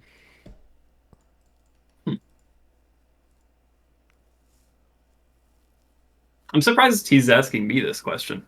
I'm not the most game mechanic knowledgeable person. I guess, okay, I'll answer something for the Inferno, because there I do know stuff. Okay. I would say maybe the exact healer mechanics at Zuk healer mechanics, and optimizing things that way. I find that interesting. Because it was a few years ago, where I just like looked at a bunch of reruns and figured out the Zuk healer mechanics, and they actually work very similar to like an Olm head. Like it looks in your current direction, shoots in your current direction, stuff like that. And there are a lot of interesting ways of optimizing certain challenges that would be difficult to just do without optimizing things with that knowledge. Like I was thinking of doing as a challenge idea, maybe Like you let Zuk heal to full, and then you do a full army skip, something like that. And healer skip. I think that could be an interesting challenge. That that knowledge would help a lot with. I mean, to the I average. don't I think mean, you to can the mitigate all damage, could you? no, you can't mitigate all damage, but you can mitigate it enough so you can just like relatively easily eat through it. Oh, I won't say easily, but realistically, um, eat through it with not too much food. So you're matrixing all the healer fireballs and army skipping and killing Zuk at the same time with a speed and attack cycle from Zuk. Yeah, That's pretty crazy. and like the healer attack cycles are 3 tick, right? And the Zuk attack cycle post healers is 7 tick. The shield rotation is 60 ticks, and that 7 tick attack cycle, it's co-prime with both 3 and 60, right? So that makes it a very long cycle. I mean, you could try to come up with a method where you just memorize a 60 tick cycle, 1 shield rotation cycle. Okay, well, maybe 2 of those because Jad attacks every 8 ticks. But yeah, it just makes it really interesting and very complicated. It'll look do that. like you're doing it in like reactively, but Yeah, in yeah, reality exactly. you've like 'Cause mathed it it won't- out to the max. Yeah. Jesus, you guys are. Or that you're like getting lucky, you know? Maybe it'll look like, oh, Yeah. he's getting so lucky. Another Like it could just look like complete magic. Unless you had like a billion tile markers everywhere, which it might be hard to do without that. But kind of want to see that happen now. yeah, I mean, that's one of the things I was gonna try before I stopped playing. Damn, we gotta get you. We gotta get you back into it. I gotta see this shit. I think there are other people definitely capable of doing that. Oh, this is actually a question I had previously when I was asking about your pinned tweet of the 31 prayer account. Is there any account that's walking around right now in game that has no protection prayers that has an Infernal Cape? I wouldn't think so. Bruh. But again, it would if somebody wanted to create like a just a main basically that just had 31 prayer. That would be very doable. Or even just not 1 defense. So what is it about 31 prayer? Is that just because you need? Wait, why is it 31? 31 anyway, prayer. actually? The original motivation was I wanted a maxed G Mauler with an Infernal Cape. I see. That- So you can so do that it would on be a 1 actually good. prayer technically. Yeah, 1 prayer would make it harder to do on 1 defense because the current Zuk method, there are 2 main methods that I thought of.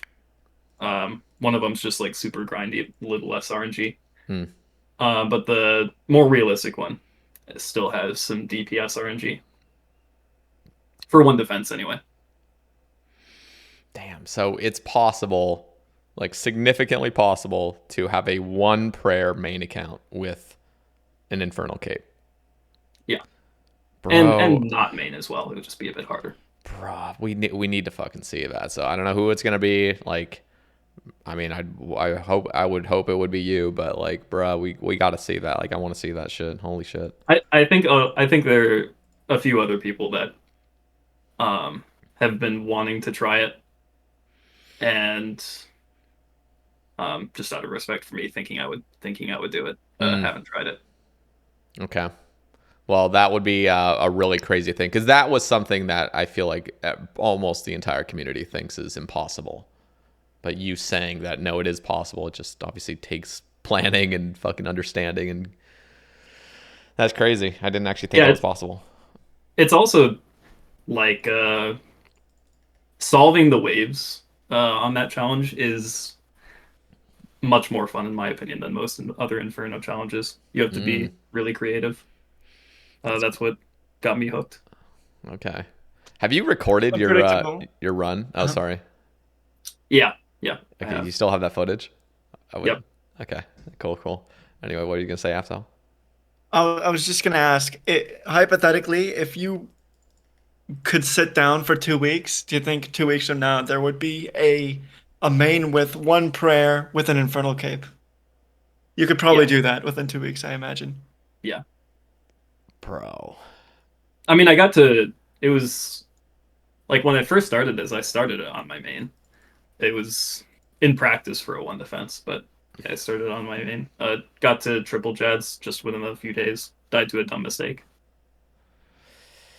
That's pretty cool. It's pretty cool that that's possible. I want to see it. Okay, here's a thing or a question from Tavern. I don't understand it, so you guys will have to explain it to me. Any thoughts on 47? Well, I saw that one too. I don't know what that means. I think I know what it means. My only reaction is I hate 47. I freaking hate 47. Is And we'll this leave it at that. this wave Okay, 47 okay, Inferno? Is that what okay. I'm? Yeah, wave 47 Inferno. It's like the hardest wave. It's like the double blob, right? No, double bat, one blob. Oh, okay. That's the hardest wave. Yep. Okay, interesting. Realistically, 47 does pose like for low combat. If you were to hypothetically not have pillars, 47 probably does have the potential to pose the greatest problems Damn. out of all Yeah. waves. Even And more the than reasoning, 60. right? Okay. Yeah, the reasoning that it's maybe harder than 62 is because in 62 you have the ranger that you can use as a pillar. Mm. But in 47 you're limited with where you could stand. Oh, interesting. That's funny. It's actually easier to have another NPC there. Yeah, because like, I mean, flicking a mage in the blob, you're already praying range at the right times usually, as long as you had them off ticked. Okay. The Duck Chris is asking, what do you think is the most important element from Inferno that could be applied to future content? Any thoughts? I would say randomization. Okay. Oh, that's good. Yeah, I don't know how. I don't do a lot of other content, so I can't say if this is being done a lot. But like just off taking several monsters at the same time that you could do in Inferno. It'd be interesting to do that to like a whole cluster of mobs somewhere else.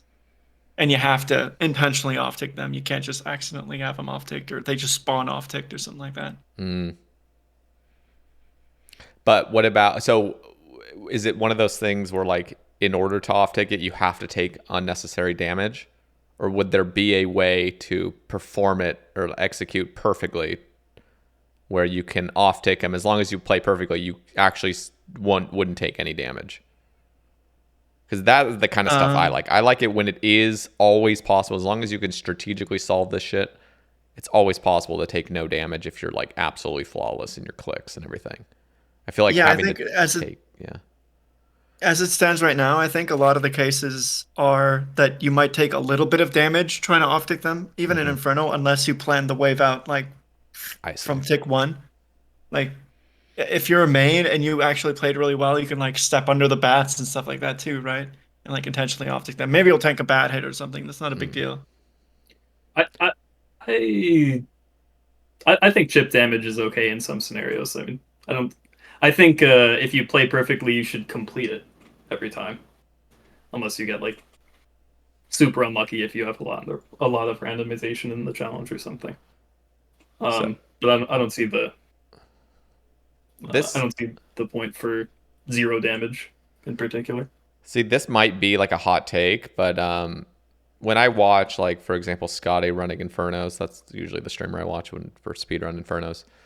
It, like, I guess in my head, and this is coming from somebody that doesn't do Inferno often. Like, I've done my Zuk Helm Inferno like a couple years ago, and that's it.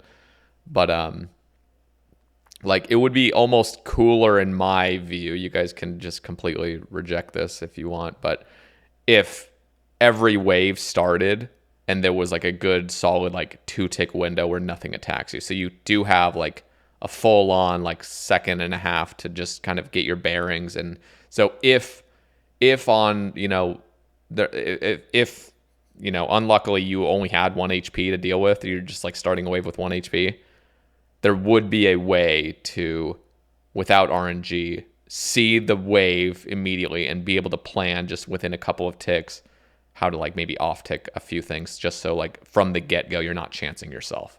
And So I don't forget, just to respond to that real quick.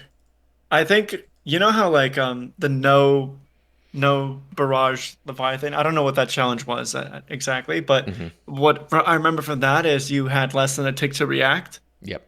to the attacks. I think in Inferno you literally do have less than a tick where you can react. Like the very first tick that everything spawns, It's not you just immediately can choose attacking. to put True. your prayers on. Yeah. True. So if you're actually God mode, you can like literally see where if like that a ranger spawns next to you and a mage is really far away, you should be able to, in theory, pray range first. Okay, so you're saying already in theory it is possible, and that's no, I mean I guess that's fair. But you're just saying let's give him like 2-3 ticks. Yeah, I guess like I don't know, and I don't. I even think that's a really interesting idea, actually. I wonder when the speedrunners will do that. Actually, like where they're reacting in the higher waves to where the mobs are, and then clicking the nibblers after, and maybe losing a tick. I don't know if that's worth it. It's just I would almost want it to be something where like you are given a few seconds to solve, and this doesn't even have to be given to the Inferno, but I guess in regards to this question, like what is an important element from Inferno that could be applied to something else? Almost if there was a wave-based minigame, it could be from Colosseum or just some other future stuff, but like something where you actually are given a couple seconds to kind of figure out shit, and maybe it's even way more complex than Inferno, where you're just given a few seconds, kind of everything's kind of spawning, you know, like the monsters are kind of spawning. They have these animations where like it gives them, I don't know, maybe even 5 ticks to fully form, and then everything starts shooting. Just so it's not just like from the fucking like milliseconds, like you're just like, okay, like in it, and then you have to chance yourself potentially if you're not like a giga brain, giga clicker. Like it would be interesting, I guess, for the future of something like that, where the meta is not, you know, I mean, just to chance yourself, or the meta is not to, I don't know, like one of the, I don't know, that's just how I think, I guess. I think the strategy, you could be given a few seconds to kind of figure things out with a few seconds. No, I do actually like that idea. It's like it puts more emphasis on like on the spot planning versus I guess muscle memory or pattern recognition. That would be really interesting, actually. Now that I'm thinking, imagine even like an encounter that's like really quick. Let's just say it's like 10 waves or something. A 10-wave encounter that from the get-go is very challenging. So it's not like you're starting off with one fucking bat, but like it's just instantly hard, and you have 10 waves of it, and everything will one-shot you. But everything is able to be off-ticked, like even from the get-go potentially, as long as you stand in certain positions and you have to move, and like the shit's very, very, very challenging, but it's completely fair. But you only have a few seconds every wave to figure it out from the get-go. And it is dynamic where things do change, like Inferno, where things are in different positions. But ultimately, with enough practice and enough of like figuring this out, you could always optimize, and you have a few seconds to figure it out right before everything starts getting wild. It'd be so I'd be impressed if that's what Colosseum ends up being. That'd be really cool. Yeah, I don't know. I don't know what their plan is. I don't even know if it's going to be able to... Like, one of the things Matt Kay said on his appearance on the cast was, like, he wanted this piece. He wanted the Inferno. And again, we're living in a different generation at this point where I don't even think it's possible. But he wanted something to come out where no game dev could complete it. Like, none of the people that were actually designing it could complete it. And on top of that, they wanted it to not be completable for, the first day or something. Like, I don't know if that was going to be possible to really... I think that would be great. I mean, because the game devs are... Yeah, if some of them are good at the game, but, they're not, like, super high-tier PvMers or anything, and they don't have, like... as much time as a regular player to even practice it. So Yeah, that was his point, that's actually. completely fair. Just to like rephrase it so I'm accurate. His point was that if somebody in the office could have beaten it, it wasn't hard enough. So that was kind of like the gauge, like the metric. So I wonder if Colosseum's going to be the same way. Or like, And the Is office that was did able they to do that beat for the Inferno? Inferno? sorry, yeah. Normal Inferno, nobody could beat it. Yeah, I think that's a decent gauge. Yeah, that's what it needs Used. to be for Col. I mean, if somebody can complete it in the office already, the normal Coliseum getting whatever completion means, then yeah, I think you would have to pump up the difficulty a little bit. Might change a little bit, like if you hire Woox or something, but Yeah, it's crazy how Woox is like a. I mean, he's one of the boomers now at this point. I mean, he has his own life. He's got a life that he's living. He doesn't have time to just sit down and grind all day. So we got Noobtype and Port Khazard taking his place, but because yeah, no disrespect whatsoever. I always have to have that just as the disclaimer. But yeah, he's washed. Sorry. no, yeah, I mean, Woox, to a degree. Woox is washed? Yeah. All right, you're canceled. I know. No, Woox. I mean, I gave him credit where it's due. I said he's the greatest PvMer of all time. But yeah, that really is the caveat. It's like it's all time. Like you got to give him credit where it's due. In his prime, he was the GOAT. And don't get me wrong, he's still incredible. But we just have people that are filthy now, just filthy. So, Noobtype. I was really impressed that, like, I thought the same thing that you're thinking right now, Sitter. Yeah. But when he just came out of nowhere with that 6 Jads, 1, like, no prayer thing, it was like, oh, yeah, he knows exactly what he's doing all the time, it seems like. And it's not a matter of, like, he just doesn't know things. It's probably a matter of time.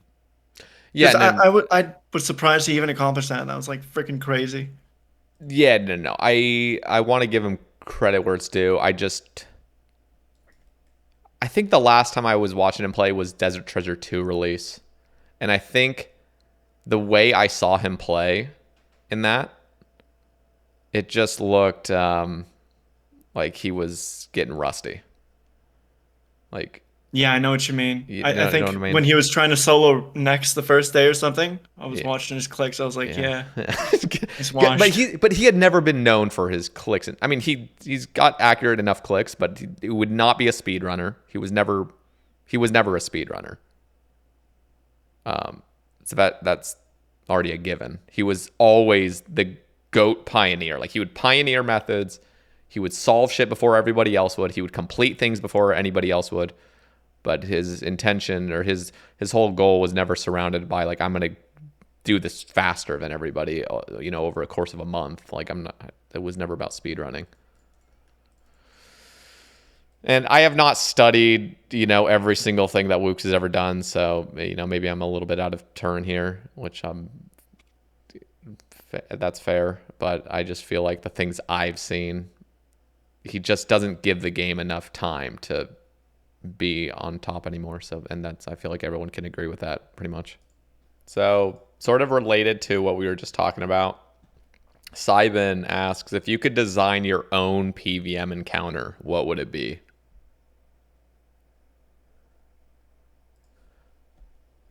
Have you guys ever thought about this? I've never thought about this. Well, here it is. Here's your thoughts. Go for it. Well, I guess I'll actually start because I know it's not directed at me, but I've always been a fan of, like, Sepulchre stuff. So I don't. Oh wait, have either of you done any Sepulchre ever?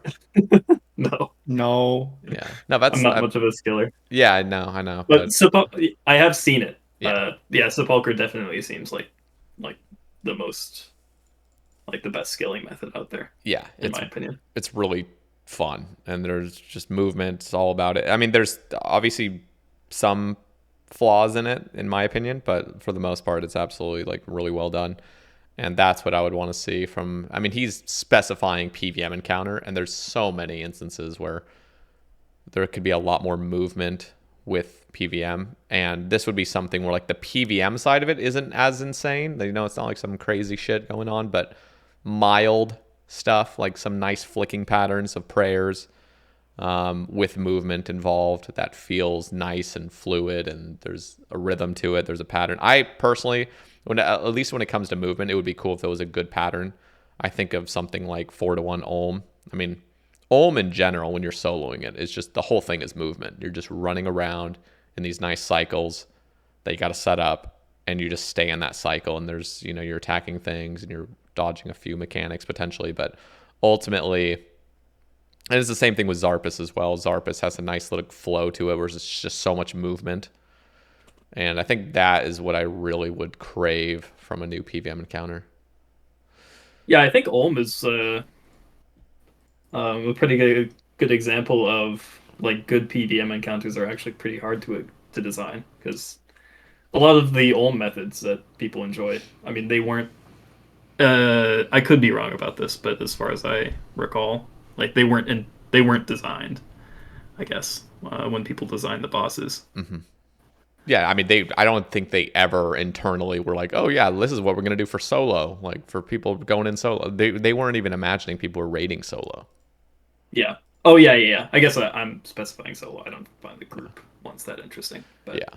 No, it really is just like a happy accident, I think. I mean, they're clearly Kieran behind it. Obviously he must have some sense of rhythm and some sense of like, okay, this would be good if Ulm attacks at this cycle repeatedly, and there's this going on. But yeah, that's why I'm a little bit skeptical of it being completely unplanned, because Kieran also did a lot of stuff for the Inferno, and the Inferno. Yeah. Well, I mean, I'm biased, but I think is pretty well designed. Yep. No, I mean, but yeah. But yeah, again, I'm biased. I would do something probably kind of similar to the Inferno. Definitely less grindy. So I would not have a big chunk in front that's just meant to, because a lot of the Inferno was based on the fight caves, right? The fight caves not difficult, but it's like perceived as difficult because you get to attempt the last part so infrequently, and there's such a time cost. So I would get rid of that part, but I would definitely have like a main arena type thing, and you have stuff spawning semi-randomly, maybe even more randomization than the Inferno. So more on the spot thinking, and maybe more interesting game mechanics for the NPCs, because the NPCs in the Inferno do have interesting game mechanics for the time, but like nothing compared to what they could do nowadays. Yeah. All right. What about you, Asol? I just thought of something like along the lines of everything we've already talked about, like what you suggested, Sae Bae, where, yes, like let's think of like a wave-based game like Inferno, and think about what you said, where they have a spawn animation that may take several ticks. Let's imagine Inferno like that, but cut out the whole time sink of killing, like doing the first like 35 24 waves yeah. or something. That's really annoying. But instead of like them actually being waves, for it to actually be something continuous, where as soon as you kill an NPC or two, like another one spawns somewhere else in the room, and they all like approach you. Like, so it's not like okay, you did the wave, next wave kind of thing, where it's just continuous. Interesting. They're coming out of a portal or something. It would almost be strategic to kill certain things, because as soon as you kill one enemy, another one would spawn, and like you have to kind of plan that out. Like what would be most optimal to spawn right now? Like what should I kill because there's going to be something immediately coming back out, kind of. Yeah, like something like that. I think would be really interesting to see. I don't know if it's going to be practical or actually difficult at all, but you can play around with it. And maybe they don't just hit you. They each of them have like their own special like effect or ability that's not draining your run energy. I think that's so annoying with bats. Like what a silly mechanic, I think. Yeah, it's annoying, especially with you guys like having low combat, running out there and you just have to tank it. I don't mind that mechanic too much. They actually improved it, if you didn't know, Sae Bae, before. Yeah, like, they got rid of the correctly. stat drain, right? Yeah, if you like it used to the stat drain you. Goes. Yeah, it used to be no matter what if it's hitting you, right? Yep. Yeah, through prayer. God. Yeah, that's annoying. I although like all the clips of people like with 1 HP thinking they're safe and then just dying to a bat train, like those were pretty funny. Oh my God. Yeah. What do you And get? a lot of people who have done the Inferno before that change, that's happened to them. And like, I don't know. I thought it was funny. Would you guys do a normal hardcore mode if it came out? I don't know why this came to my mind just right now, but this is something they What do you actually mean? were kind of proposing in the end of the year survey. It would be a non-Iron Man, so just main, but you're a hardcore, so you can't die, but you have all the luxuries of being a main. So it's just hardcore mode, but you're a main and you can buy all your stuff and buy all your gear and everything. So it's just like a more casual approach, but you still get the risk of being a hardcore and having only one life. Would you guys do something like that, or are you just no interest? I would have no Not as interest. you've proposed it. I don't really care. But I'm a little like concerned with like all these different The game new modes game being modes? released Yeah. because it divides people more and more, and like maybe you're each playing your own game and you're not playing together anymore, and that's sort of sad. Yeah, I feel like that's I definitely understand that, and a lot of people actually hold that same sentiment, especially when they were originally proposed. Like the end of the year survey came out, and they proposed like 6 different game modes or something that could come out in the future. One of them was like, you know, bronze man mode, where you're kind of like an Iron Man, but you have to earn the things. Then as soon as you've made them yourself or earned them yourself, then you can buy them on the Grand Exchange. And there was like Mithril Man mode and some fucking like Task Man mode, where you're just like, things like that. You're still playing in the world with everybody. They just they become official, sort of like they actually would have like a high scores and stuff that's official. And my personal take on it is I actually don't hold the sentiment that like, you're dividing the community. I think my biggest concern is just the sheer amount of like, I don't know, just I don't know. I don't really have that many concerns other than like potentially like update times. If you have too weird of modes, updates could take longer, or you have to like, kind of cater toward these other kind of groups of stuff like that. I could definitely see as a problem, but I don't ever see the problem of like there's too much convolution going on. That's the problem. I think it's just Yeah, that would be my concern, just the yeah, dev time. dev time is the biggest thing. Like, sorry, people who like it, but like Quest speedrunning, maybe it didn't take too much dev time. Yeah. No, But I mean, like, yeah. nobody does that. Yeah. Almost nobody. And I don't think that actually was that much game dev time for the most. Now, if they're planning on doing every single quest, which I think they might be, I think that's the end goal ultimately, but I don't know. But yeah, that feels like something that, I don't know. But with a permanent game mode that's coming out, there definitely is dev time allocation for everything. So that is my one concern that's completely fair and I agree with. And I also don't think it's necessary to drop fucking 6 temporary or 6 new game modes. I think what would be cool, this is my opinion, is like drop one every 2 years or something. So like at the end of this year, if they were to come out with one new game mode that's permanent and it's something kind of fun, kind of niche, that's not really holding back game dev time, like, like something like a hardcore main mode, I don't think would be that big of a deal. I think you could just drop it. It'd be some new thing that people could get on the hype train on, some new high scores that's hardcore. And as soon as you die, you just become a normal main account again. It's like that. I mean, that for Jagex's end, like that would be fucking brilliant because you're just printing money basically. Like, here you go, make more accounts for us. I would hope for something a bit different too, I guess. Yeah. I mean, that one's already done, almost already been done before. I mean, that's yeah. yeah, I would not want too different. I would want Mithril Man mode. That's my personal favorite, I think. That's What did they propose What's for that that? one? Mithril Man mode it's basically like a giant group Iron Man, kind of.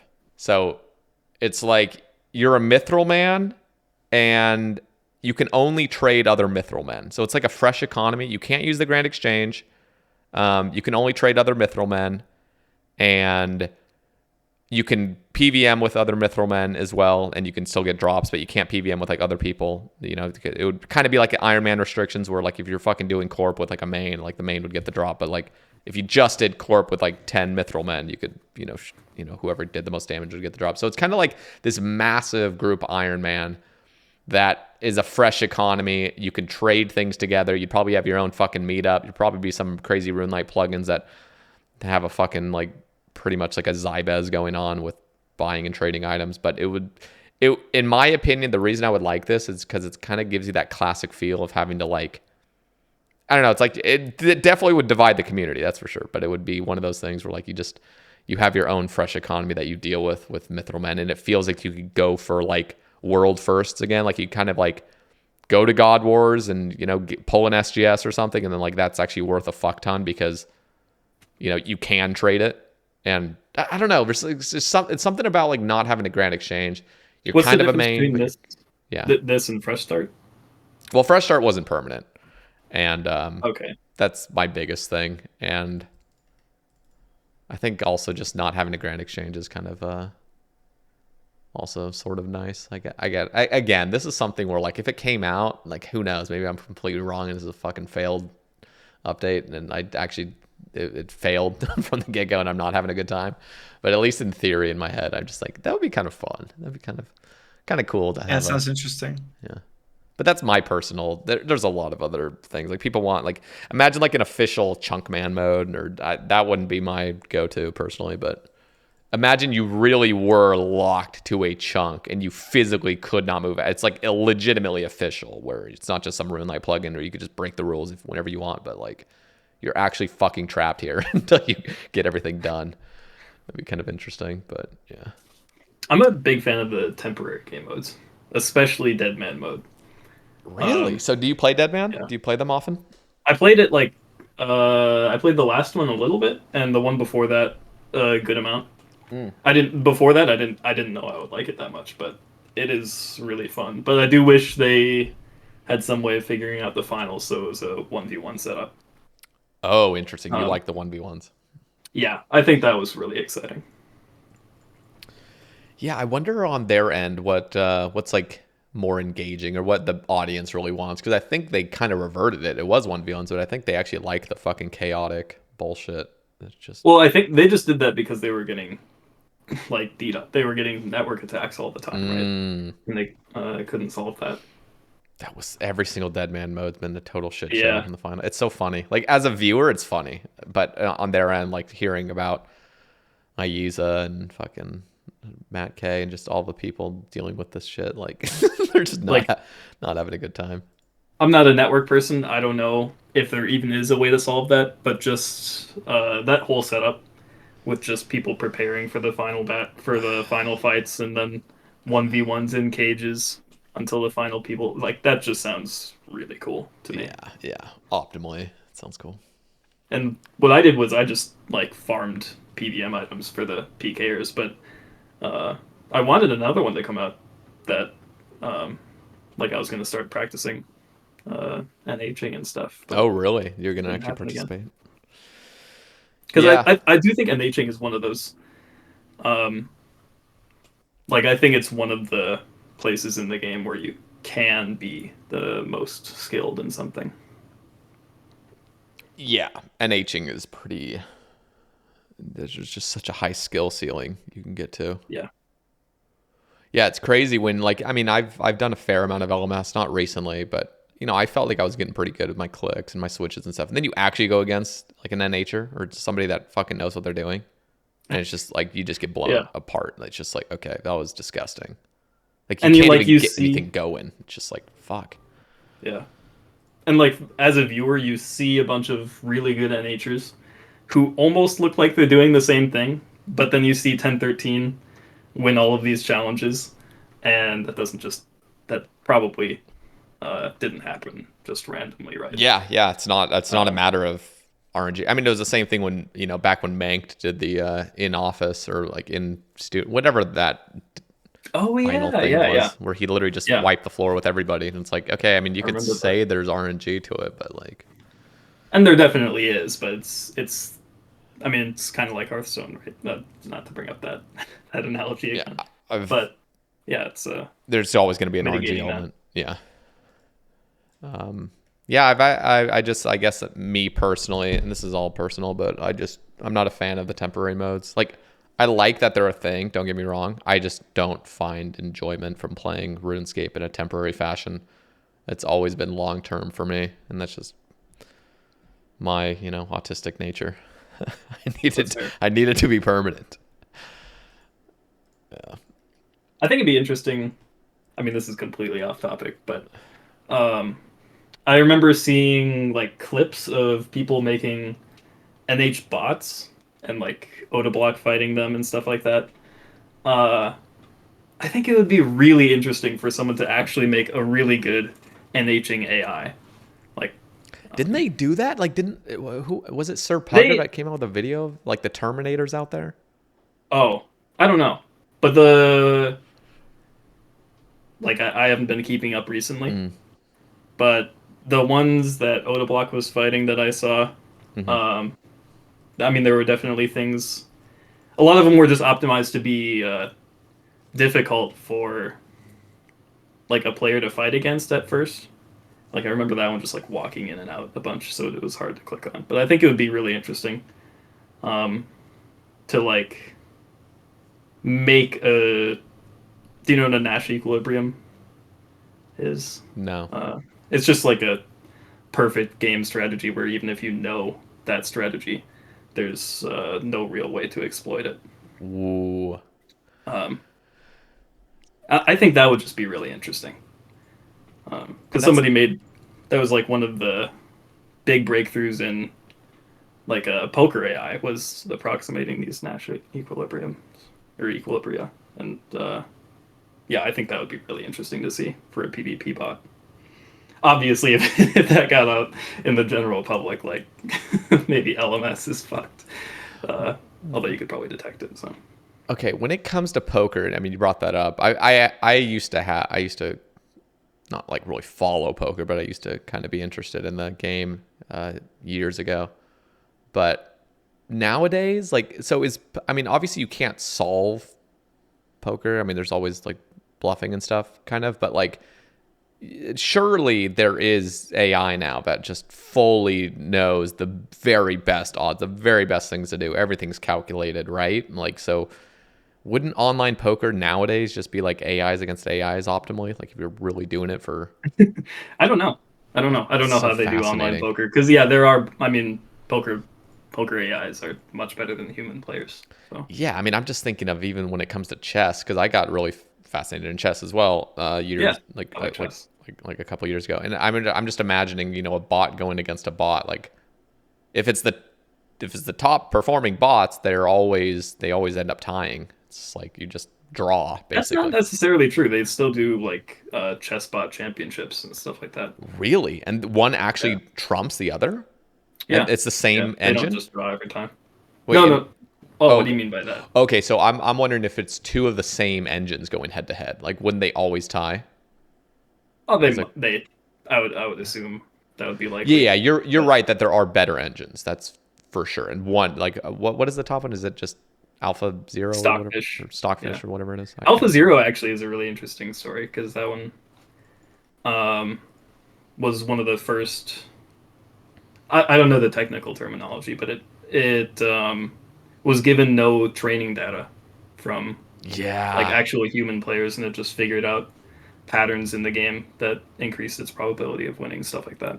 And Um, didn't it become just like, playing versus itself. yeah, and like within like a matter of like 4 hours, it became world Yeah, champion. yep, it was It's four just like, hours. Yeah, it beat bro, Stockfish.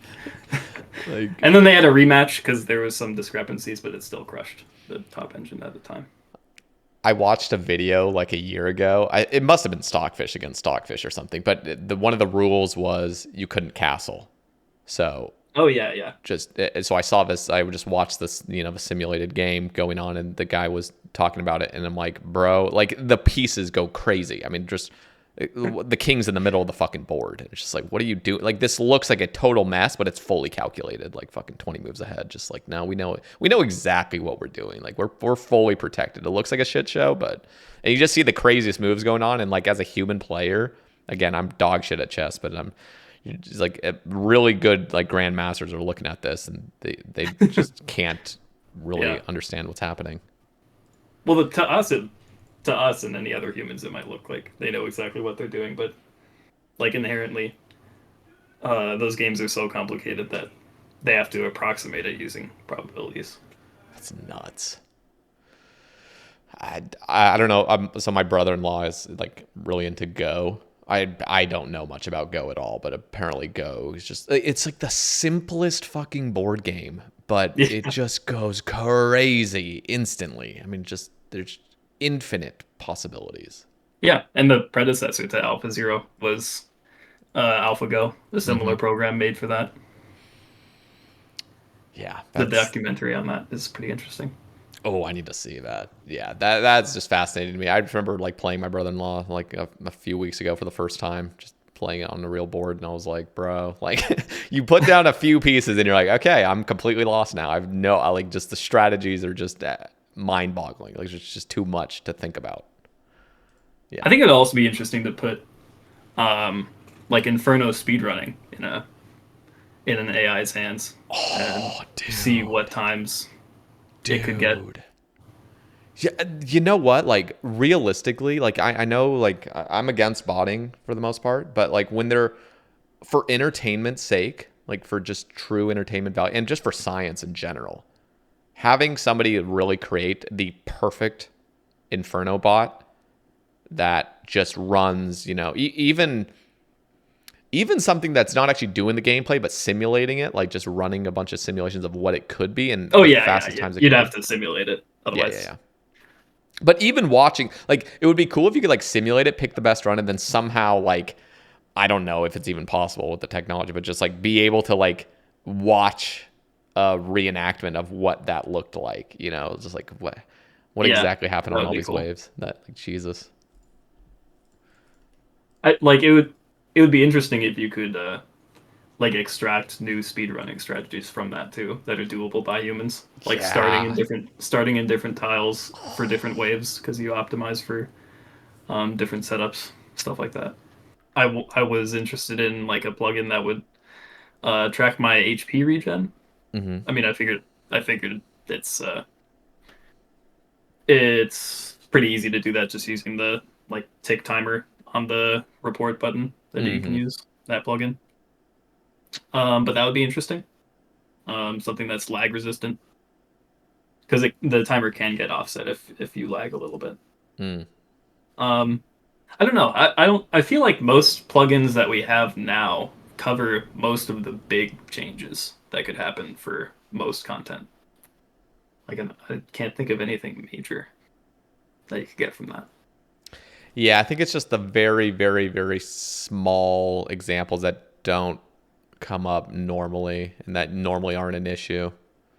Um, I mean, even just like precise HP and when things heal, I think is just that would already be enough ultimately. Like, because things naturally do regen over time, and it would be cool to know exactly like I don't know if something had like 2 HP, for example, and you just shot a 2. It looks like your arrow just shot a 2, but then somehow the fucking monster regens a 1. I don't even know like when that's really an example. I don't Well, even in know how. principle, you could just do that now.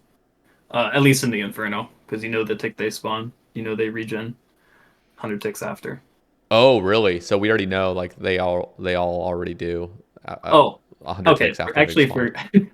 forgive me. It's been a while. I actually don't remember if the regen timer starts when they spawn or when you do damage, but I believe it's when they spawn. Mm. But either way, yeah, it's Okay, so doable with regardless, like we today's could plugins. already have like the overlay of Yeah, it. I feel like people just don't do it because it's more clutter Okay. and uh, like it would do something, but not too much.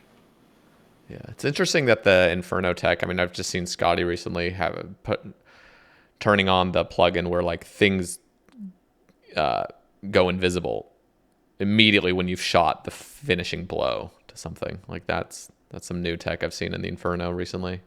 Yeah, New that plugin, yeah. one is confusing for me to. I know. I literally just started watching a couple Twitch streams like a couple days ago after not seeing RuneScape for a while, and I was getting confused. I was like, that thing disappeared after he shot it, but but no, it was just the same time, and I was just completely unused to it.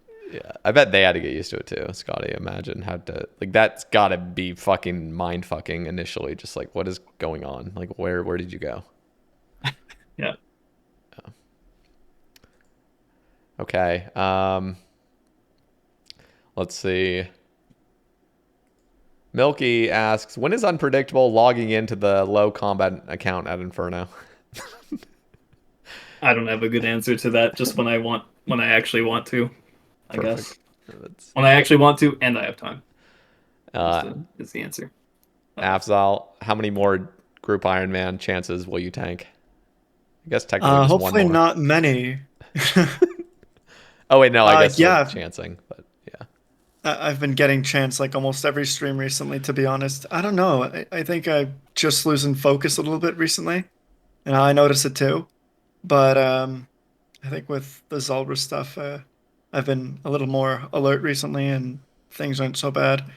Maybe when I go back into Inferno, I'll be a bit refreshed and not get chanced. Okay, Hopefully, no more, here's another or question for hopefully every single one of them. Sorry, go ahead. here's another question for you, Afzal from Third Age. Afzal, how many eggs did you fry for breakfast today? 6 eggs. What's that about? Is that real?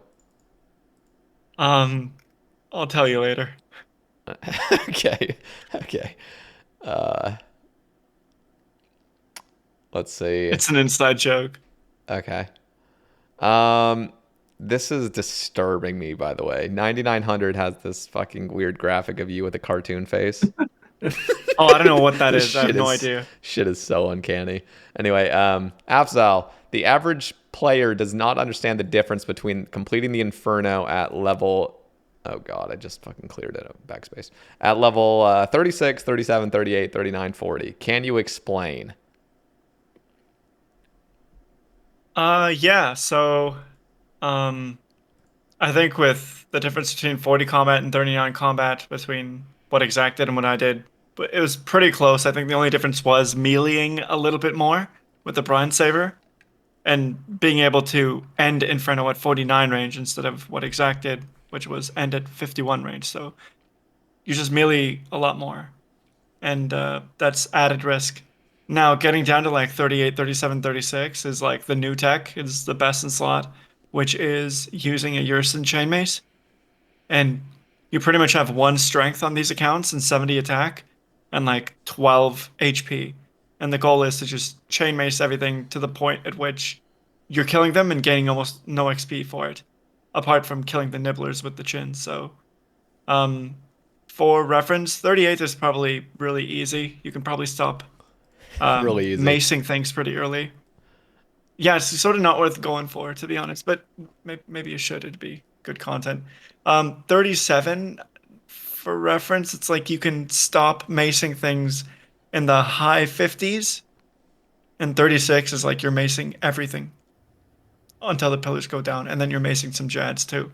So 36 is like really tough. And then Because 35 almost, impossible. yeah, 35 is like you're literally macing, like you're actually macing everything into 66 and all the Jads and probably even the Rangers at Zuk. You're macing them too. Jesus Christ. Oh, and you're getting a 10 HP fire cape. You're not allowed to gain XP there. So that's why I think 35 is like ridiculous and unrealistic. So funny. Um, Yeah. okay, interesting. It might be good to mention like the differences between those low combats and what they were before the Ursa Chain Mace too. Oh Because yeah. those a lot of those combat levels were still possible before the Ursa Chain Mace. We had methods, and Affy even made an account to go for one. Yeah, I died several times on it now, but the old meta before Yerson Chainmace was like realized to be not too difficult to make an account for was to make an account with a Colossal Blade. And the tech was way more interesting, I think. I don't like the direction Infernal low combat's gone with the years in Chainmates. I think you're just AFKing for spec, and it's just a big time sink. It's a little bit annoying. But before, you would have to get 37 combat, which was a real limit with a um, Colossal Blade, where you also have to use rune knives instead of chins. So you lose the pillars really early, like low 30s kind of thing. And then you're just flicking everything no pillar 30 plus with a Colossal Blade. Um, the funny part about that strategy would have been Zuck, because for that strat you can't get more than I think 46 or 47 range, which means you can't even use an adamant crossbow and ruby bolts and Zuck until like the very end, and it's not even worth bringing the swap for like the adamant crossbow. So you're actually doing Zuck with a mithril crossbow and opal bolts, which apparently opal bolts are better than emerald bolts Oh, really? in terms of DPS. Yeah, so with emerald bolts you get like you run the risk of potentially getting 6 hour long to Zuck, but with opal bolts I think Holy it's a lot shit. safer. Like that Holy would have been Yeah, really that cool would have to been see. much more interesting than the side meta, I think. Yeah, and another thing, because you would be like 43 range or something at Zuck, you can't use chins there either. So how do you tag the sets like without chins? And we actually found out, like we were in the lab and we figured out you can actually use rune thrown axes. Like it works. And it hits all of them? Yeah, it targets the ones, because if you didn't know, with the mage stack at Zuck, you can't like right click target the Wait, 6th and 7th and 8th mage. wait, Oh, it you wasn't rune thrown axes, right? Because the timing was inconsistent. Didn't we were doing It was, the it was. lure them outside of each other, right? Or No, thrown axes worked. We did it like okay, on maybe I'm stream. Like misremembering. Port was there too. Yeah. Isn't the Well, we timing considered like inconsistent though with the no, bouncing? because it always bounces once. So you could target whatever you want.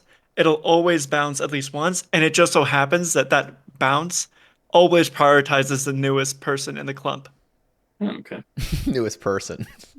The newest mage in the clump. So a new mage spawns, you can't target it, but if you throw a thrown axe, like it'll bounce to it always, consistently. Holy. That's kind of sad because do you remember the like lure everything outside of everything else strategy where Yeah. you just have mages spread out everywhere and you have to keep the rangers?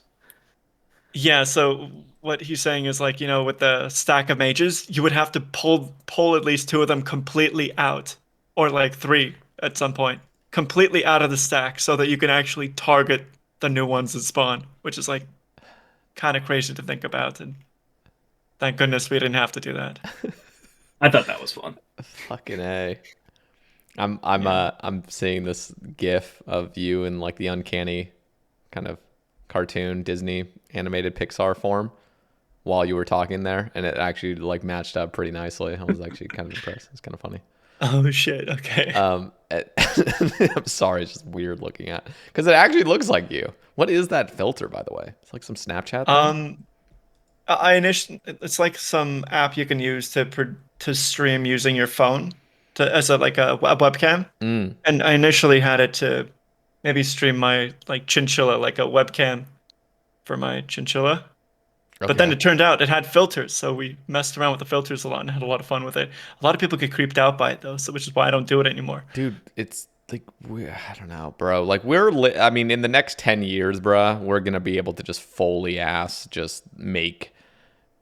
I mean, we're just gonna be able to tell ChatGPT to just make a movie for us. It's like make a movie about this and just like fucking let me watch it. Like remake Lord of the Rings with this and this and this and this and this. Just type it all in and it just generates it and just like fully like bro, I don't know. But just I see things like this and I'm like, I this think isn't even Google has anything a crazy. But project for that right now. really, I believe so. like movies, like being able to like Or make your videos of some sort. I don't know okay. the details. Because I've seen on Twitter, people just like here's a new pizza ad and it's like the most demented thing ever with like these AI like just people eating pizza and but it's crazy. It's just fully AI generated. Like, bruh. Yeah, I put a picture of that like dragging the mages out strategy in the chat. Yep. And then even before Colossal Blade, 38 was possible with that same idea of not using chins for the waves. Oh yeah, and maybe like a green salamander or something. I forgot. I No, don't I think think that's those were ever needed, but it's kind of a fun item. Also, yeah. I just like to put it out there. Uh, 36, I think, was possible as well before the Ursine stuff doing the same method. Although the Zuck fight would have been difficult to do in 6 hours. Oh, with like adamant knives Yeah, instead or something. That's yeah, yeah, that's just not practical. yeah. I Yeah. won't do it myself, but What do you think Noobtype is gonna get into Inferno? Has he? Like, I literally had him on the cast. I never even mentioned Inferno. I don't think, but like, I feel like he's one of those players that's masochistic enough to go for some crazy shit. You know, it would probably take him a lot of time. I don't know if he's spent that much time there, but it'd be kind of interesting to see maybe. what he could do. I don't know. With Definitely Inferno, there's a could. lot of overhead to learn first. Oh yeah. Oh yeah. Like TOA, he got in at the beginning when Yep. he's still developing new strats. Like that's more exciting than just learning strats other people came up with. For sure. Who knows? Maybe Colosseum will be a lot more interesting just with what we can see, and then he'll get involved in that immediately, and hopefully you guys do too. I'd love to see you guys get really involved. I think I failed to mention earlier, but like I usually get really anxious about like new updates. I usually like to wait until like metas have formed and stuff, and just I can go in there and not have such a headache of a time learning shit. But A few times. yeah. Oh, sorry. No, I was just gonna finish up and just say like, but for for the Colosseum, this is definitely a piece of content I want to just dive into for one of the first times ever, just like from the get go, just try to learn things on my own. Yeah, the few times I've woken up early for updates, I found it really fun. Yeah, But yeah, unlikely that it'll happen this time. I'm just too busy at the moment. yeah, that's fair. Okay, Afzal, this is from the worst NH. What are your plans for your hardcore group Ironman Pure? When, not if, you get the Zuck Pet and 6 Jads done. Any other achievements in mind for that account, or in general that you plan to go for in the future? My answer for that question a few weeks ago would have been, nah, let's go like work on another account after a new series, maybe make another group or something like that. But I'm kind of having fun, like trying to learn the rest of the game now. I think I'm on a roll. I might uh, go and try Zeliana and like maybe do solo chambers one day, you know, if I survive that long. But I think it'll be a lot of fun to do all of that with one life. So let's see how far we can get.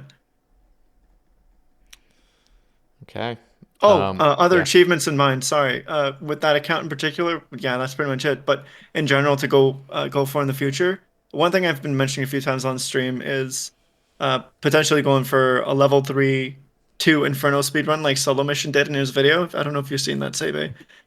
But he was able to go from a level 3 and get Inferno Cape within like 16 hours. Oh my Granted, he died God. like two or Oh three yeah, that times in the sounds fun. Inferno. I think if we so he what he did was he got in full Justy and got like 85 range for Tebow and did it that way. But I think we can forget about any defense and probably do it at 75 range and cut the time down to like 8 hours. I think that's going to be fun to try and do in one stream. It'll require a bit of planning, but I think it'd be really hype. Oh yeah, that would be incredibly hype. That is content, especially that you could do it in one stream. Exactly. Yeah. Holy. By I the wonder if it'd way, be. yeah, no, go. I wonder if it'd be efficient to like get a just go for like 40 defense or something for the D'hide body, and you probably get some other stuff that I'm not thinking of. But I just Maybe wonder if it's that would be probably only like faster. 15 minutes or something to get it, to be honest. It's not too bad. Yeah. But it wouldn't be cool, you know? I Sure. don't A know. cool I factor. don't know. I don't No, know. you're I think forgetting. fastest would be cool. Okay, fine. No, you're forgetting about a cool factor is something, man. You got to consider that. Yeah. Um, Cool factor is everything for me, I think. yeah, yeah. So Afzal, actually, like, so you've actually gotten pretty consistent with streaming lately, and you mentioned that earlier about, like, you're not wanting to just sit in the dark and just grind for some crazy ass achievements, but start going live with it. What is your plan with streaming nowadays? And by the way, for those listening, I will have these guys' links down in the description. So if you're curious, you want to follow them on their things, I'll have those mentioned at the end. But yeah, you can guys go check it out. But yeah, Afzal, what's your plans for streaming? I'm not sure. Right now, I'm like having a lot of fun. I want to take it a bit more seriously and give it a shot this time around. I know streaming like to make a living off something like this is like really, really, really hard. And I'm not sure if that's like going to be the end goal at some point. Maybe, who knows? But I just want to give it a serious shot for once and stream consistently, be entertaining, have fun doing it. It looks like you're having fun. Like me popping, it's a blast being in your stream. So just I'm happy to see you going live consistently, and I think you actually have what it takes to fucking do this shit if you wanted to. But streaming is ultimately just fucking ass in chair, just doing it and staying consistent and keeping things fresh and stuff, which I think you have the talent to do. So I'm excited Right about on, it thank you. personally. Yeah. Do you have a YouTube? I can't remember. I don't. I should probably make one and start doing some stuff there. Yeah, it helps. It definitely helps just to like spread. Like if that is really something that's kind of on your mind. I know it's like hard to like make up. It's just streaming in general. It's just like such a fucking risk, and it's just so much luck and so much unpredictability. You just can't know. But ultimately, yeah, spreading out on different platforms. YouTube's just so big. I always recommend doing that. I started late on it, but now it's like really nice. So cool. Okay. Awesome. Here was the question for Unpredictable from Worst NH. What do you think about Afzal's cup holding tech? Oh yeah, I remember this question. It's either transcendent, so it's just something none of the other people can understand, or it's just garbage. I mean, just ridiculous. What is this exactly? Do you have the picture, Happy? I have the picture of you holding the cup the way that I told you to hold the cup. Okay. But Wait, is it like describe the it? full? No, I think just your arm. I don't Oh, know if okay. it's somewhere, but it's like your arm and the cup. So pretty much, Sae Bae, it's like when you're holding a cup, normally you're holding it in front of you, Yeah.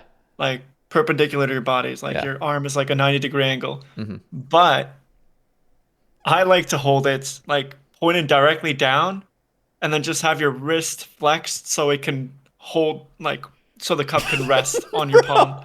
Bro, what? What the fuck? Oh wait, so Yeah, you're like ridiculous. so your palm's facing the ceiling. Yes.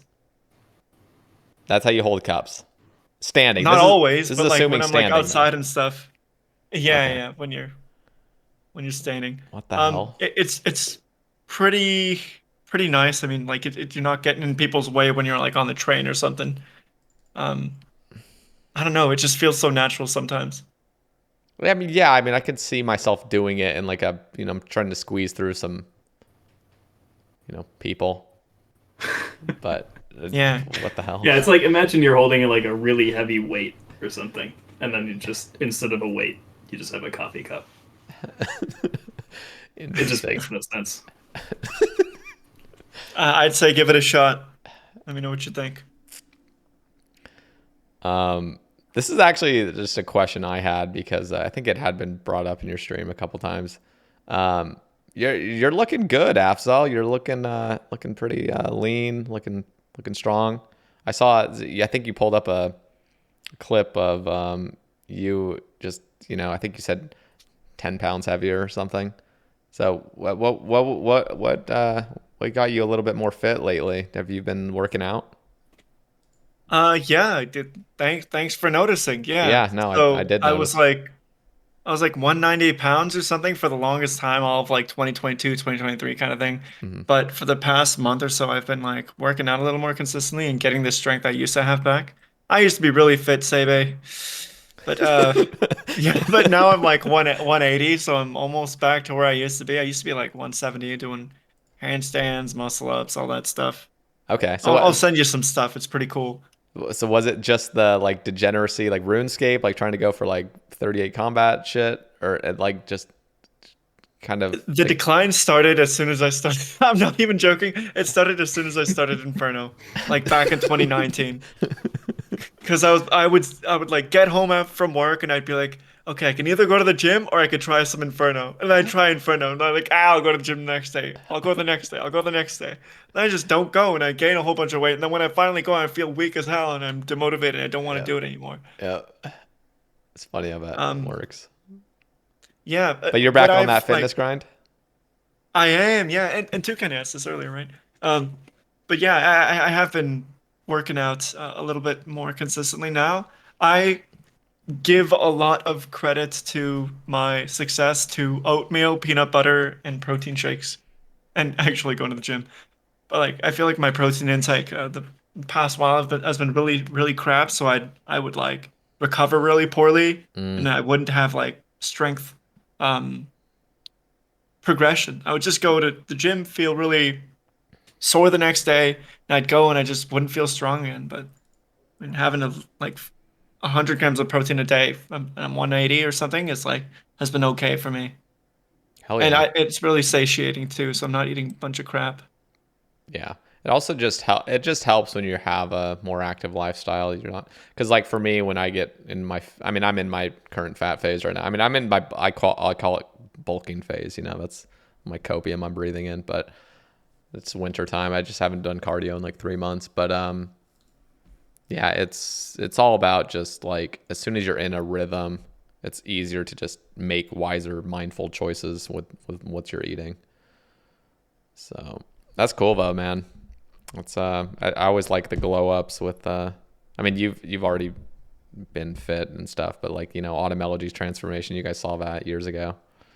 Oh yeah, Like yeah. he was skinny, really, really skinny. Hadn't worked out ever. Now he's a literal giga chad. So I always like the RS players that get into it. And it translates over pretty well. If you're like a classic RuneScape player that loves the grind, it's pretty easy to just translate over into real life gains. Dude, So isn't Lake jacked too?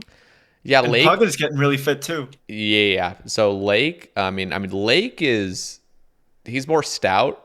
He was jacked. I mean, there was a picture, there was like a video of him like benching. I don't even know how much at like a Rune Fest or something like that.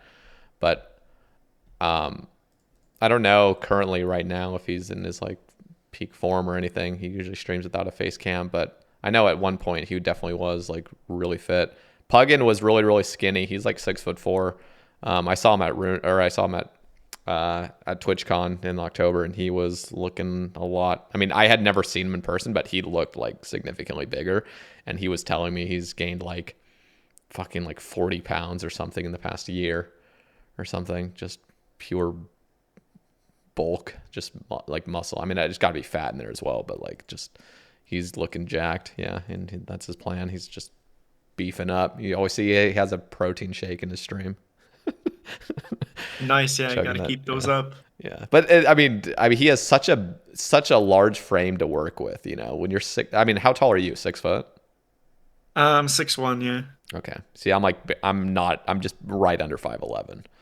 So I'm just a few inches shorter, but because I've been like 165-ish, 170-ish recently, but I need to get down to like 155 if I want to be lean again, which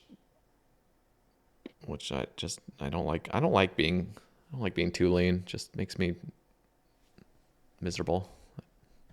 The leanest I've been was like 159 Hmm. at 6'1", and it was like miserable. I'd be like cutting out a lot of sodium and stuff as well. Oh yeah, it's Like just just having veggies and protein shakes the whole time.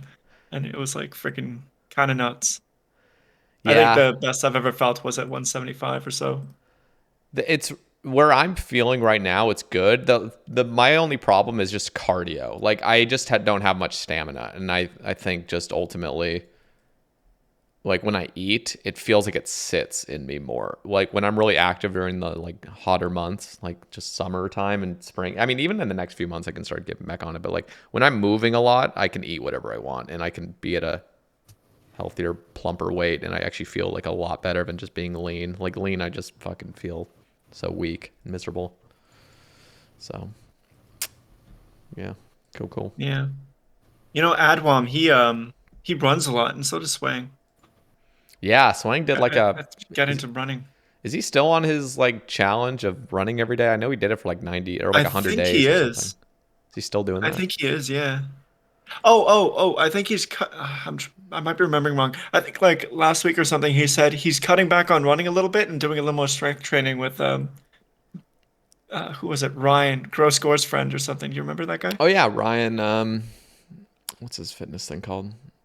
Glitch something. Glitch, or glitch fitness or something. Glitch gaming fitness. I don't know, something like that. Yeah, there we go. So this year he's like doing more strength work, is what I heard from Swang, That's from good. the horse's mouth. I mean, that is really what's most optimal and like looking good and feeling good and being strong is like actually not just running all the time or just walking or just doing cardio. You got to get those strength gains in.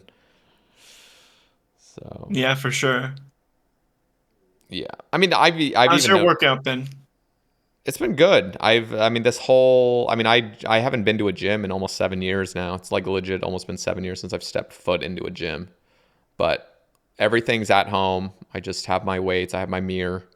I got my fucking dips bar and everything. Like that's all I really need. And I'll just go out and I'll get some cardio in generally. But yeah, the last 3 months I've probably gone out for cardio like maybe 10 total times. So like one every 9 days probably on average, which is bad. And my cardio's super dog shit right now. But ultimately like all the strength gains are still there. So as soon as I want to cut, I can just cut. I just got to rebuild my cardiovascular endurance and then we're good. But yeah, what's the coolest part is like just knowing I don't have to go to a gym. I can just I can train to failure here. It's just higher rep stuff, which is still optimal for the most part.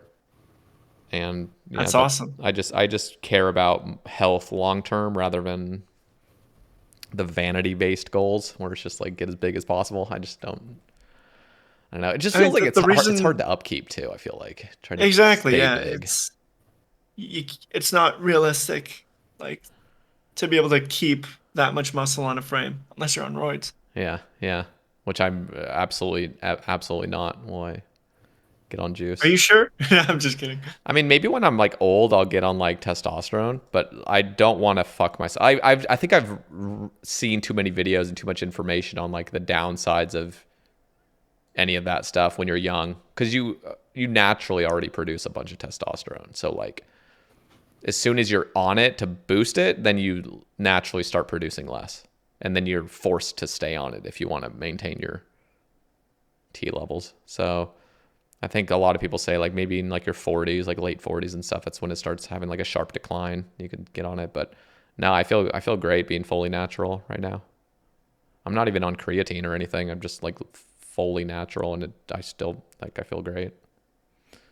Creatine just sounds like a pain in the butt to Dude, remember to take, I feel. It bloats me. It's not even about like I already have IBS. That might be TMI for the listeners, but I've had IBS since I basically went on my Mormon mission. Like I just fucking eat Mexican food all day and just switched diet for 2 years entirely. That just fucked my system up hardcore. And yeah, so I've had IBS ever since then. Like, and so whenever I'm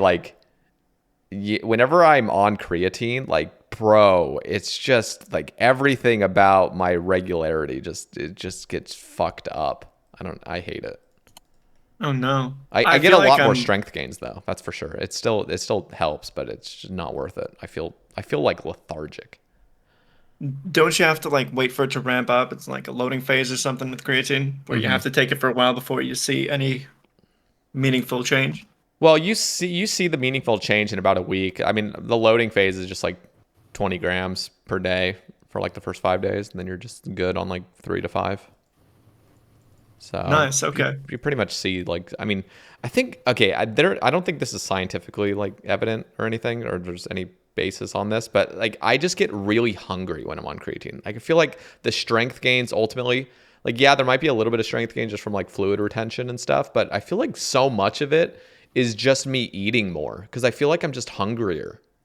So I feel like whenever I'm If actually, that was the case, you'd gain a lot of like fat too. yeah. No, I feel like that kind of, I feel like I just eat more, and that's where the vast majority of the strength gains are actually coming from, like the increased strength is just me eating more.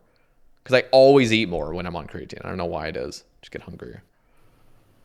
So, but yeah, that's kind of. I mean, I was a super degenerate from like 2019 to 2020, just beginning of probably 2022.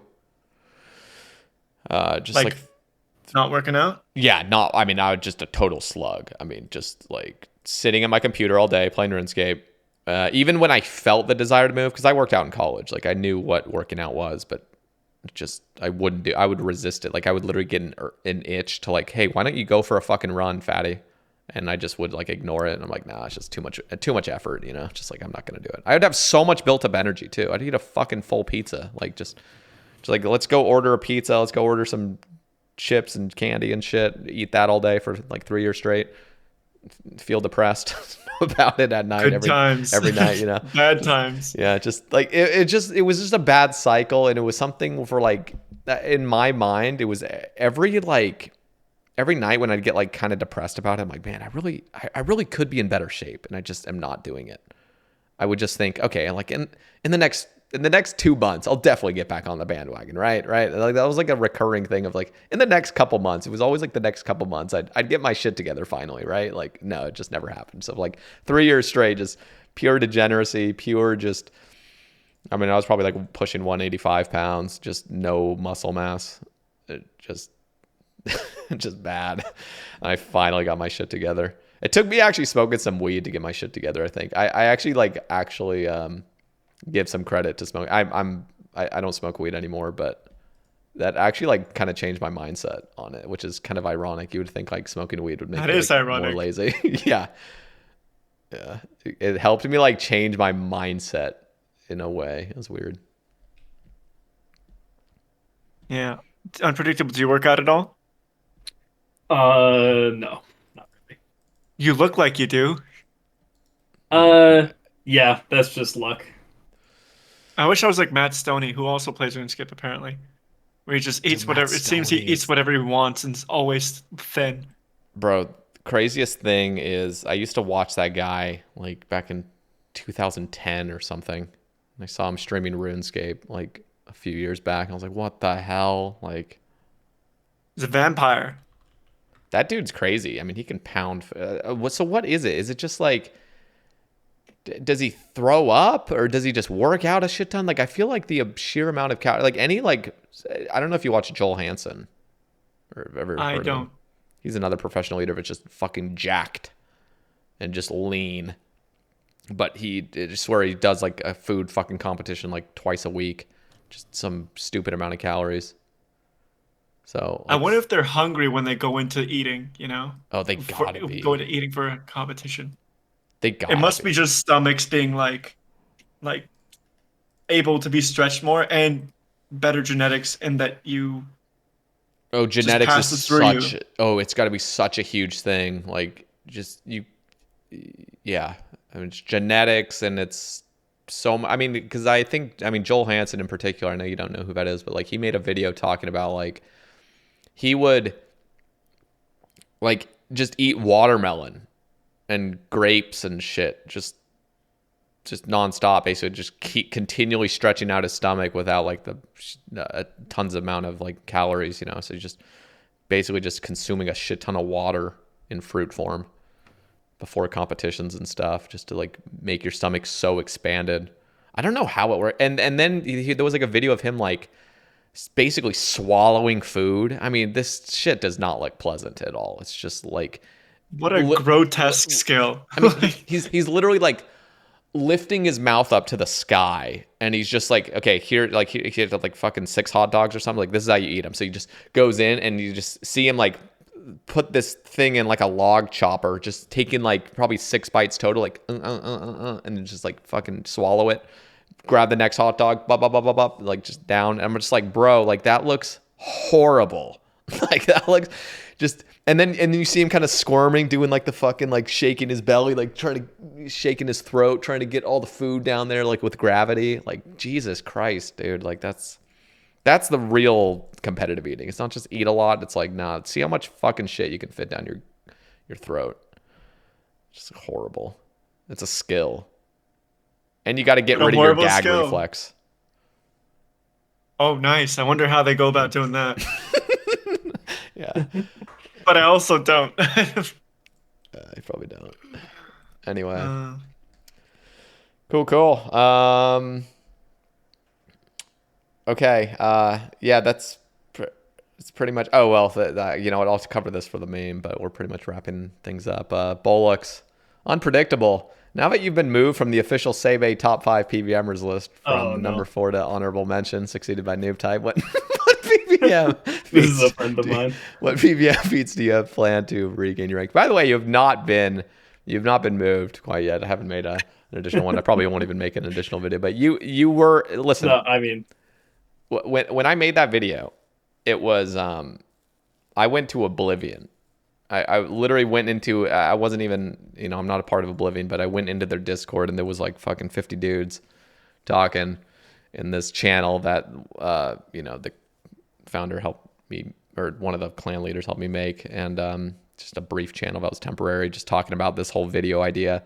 And your name was brought up just repeatedly. So I couldn't fucking, like, it just, all the shit that and you and Calvino, see, these, like, you and Calvino were names that were kind of on my mind, but I just didn't know enough about all the stuff and how they regard you guys for the time period you played and everything. So yeah, you haven't been moved officially, technically. Yeah, no, I mean, I don't mind. Petition to keep him I as didn't think you'd mind. There are no goals in mind. That's like the whole reason he plays RuneScape, stay on that Sae Bae top 5. Yeah. I think some of my friends also wanted to ask some other meme questions about me dropping a T-bow at the Grand Exchange and losing it, stuff like that. Wait, what? What happened there? Send him the video. Oh yeah, I'll send it. What is this? Okay. What happened? Like, I was doing the teasing the noobs with Telegrab, but I didn't know how Telegrab worked at the time. I thought, like, once you started casting it, like, you had a lock on the item. Oh, Alright, it's posted. okay. And like, just to be honest, this was before I real world traded my whole bank. So my friends always joked with me that I lost $800 off of that. Oh no! So you already have the timer up, like in your head, or in your No, my friend is there, and he's just yelling at me when he sees it. Oh my god! Skip to 33 seconds. Okay, I mean it's already almost there.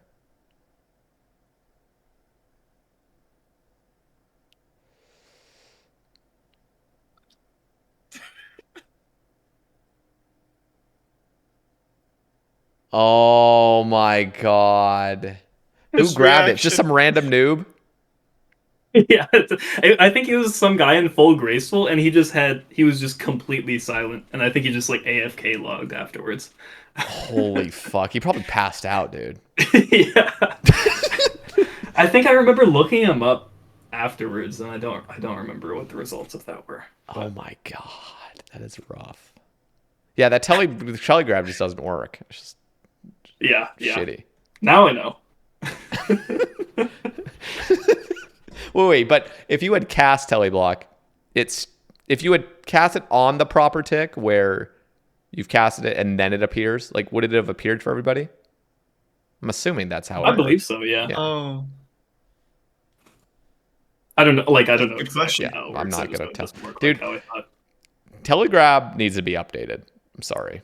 Like, it's a cool spell. it is a cool spell. It's really neat, but you have this weird ass stall. It takes forever. You can't do anything while it's casting. It's just, you have to wait for the item to be in your inventory before you can move or do anything. Like, They should really update that shit. It would be really cool to be able to like actually use that in some situations and like have it not be a nuisance.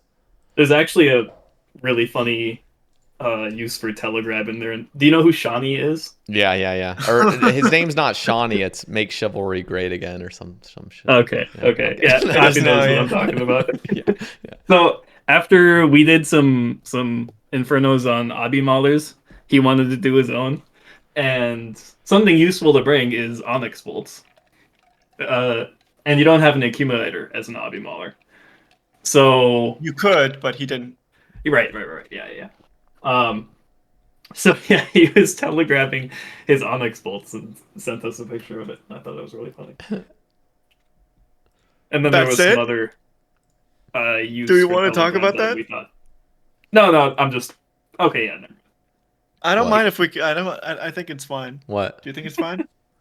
Well, I was just gonna say some other use, and we thought he knew about it, but he didn't.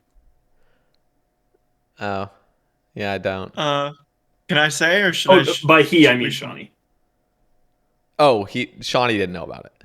Yeah, there was some telegrab tech, and we were like, oh my god, does he know about it? But no, he was just telegraphing Onyx bolts for money. Oh, interesting. What is it, Afzaalh? You wanted to explain it? Well, I'm asking for permission from Unpredictable. I don't think we should because that could ruin. Okay, that's okay. Never mind. All right, we'll just keep everybody's suspicions high. Yeah, leave it vague. Perfect. Yeah, like Shawnee sent me a screenshot of it.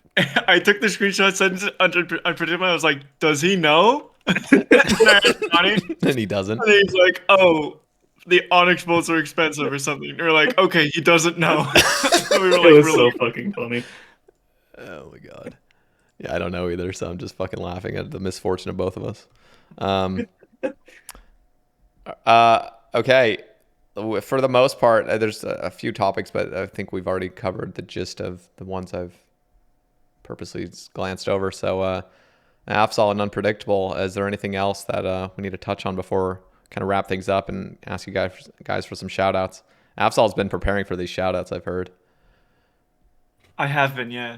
Holy shit. But is there anything else that we've kind of want to touch on first? Are we good?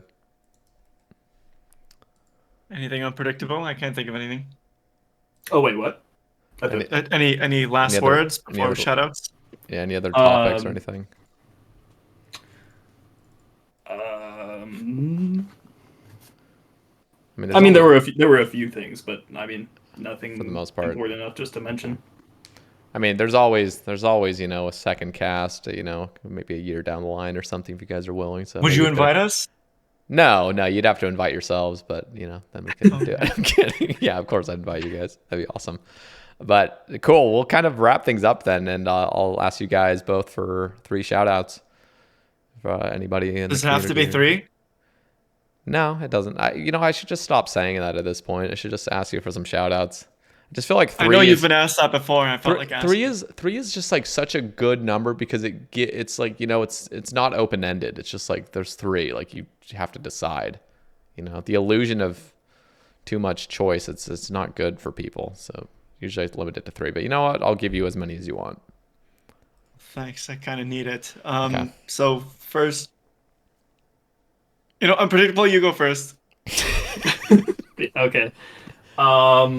I was joking with my friends that I would shout out my Bitcoin wallet, but I won't do that. Shout out to the Tumbleweed Town Discord. I didn't plan this.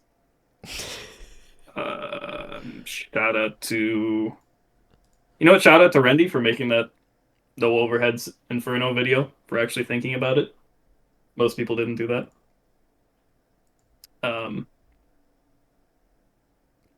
He didn't really address the main problems of it, but some things, yeah, were good in there. Okay,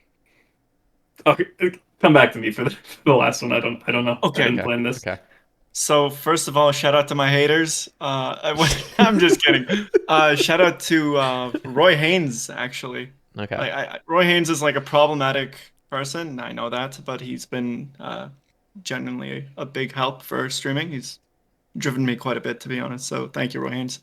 Shout out to Ruva. He's been extremely generous on stream recently, and he's a good friend. Port Khazard's been pretty inspiring recently. I'm putting him on the same list as Unpredictable here, like the two best guys in the world with respect to RuneScape, I guess. And just a quick thank you to whoever has been coming into streams and keeping me company. That's been a load of fun, and the people in the Discord that are always posting memes and stuff, and it's always a good time. Thank you. I'm waiting for my shout out. Remember when I said I wouldn't publish this unless I got a shout out? Oh yeah, and shout out to Sae Bae for having us. Yeah. All right. I'll make my last shout out to Affy for pushing through after the 5th tile healer. Fucking legend. Oh. Wholesome shout outs. Thank you. Okay, Unpredictable and Afzaalh, thank you very much for you guys' time tonight. Nice 3-hour beefy cast for those listening. And if you guys have stuck around for this whole time, down in the description, we'll have all of their links. So Unpredictable's YouTube.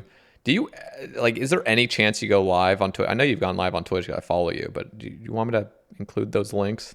Your Twitter and your... I mean, you can include them. Okay, almost perfect. 0 chance that I go live, but okay. yeah. there's decent a chance of a video. Okay, perfect. We'll definitely go subscribe to his YouTube, guys. And Afzaalh is on that stream grind. So for me, give him a follow on Twitch. That'd be awesome. And I think you'll actually have a really great time in his stream. He's highly entertaining, and he's just really great gamer. So go down there, drop him a follow on Twitch. And you better make a YouTube soon. We got to include that eventually. Maybe in the next cast, we'll have your YouTube there and your Twitter as well. So I have a channel. You do? Maybe give you the link for that. Perfect. Yeah, I'll have a link down there so you guys can, just for when he starts uploading. And if you guys want to support the cast, there's a Patreon link and a YouTube membership link. And you guys can support there, get your name on the title screen. And other than that, I think that's it for me. So thank you guys very much for coming on today. Thanks for the invite. Thanks, Sater. All right, guys. We'll catch you in the next one. Peace.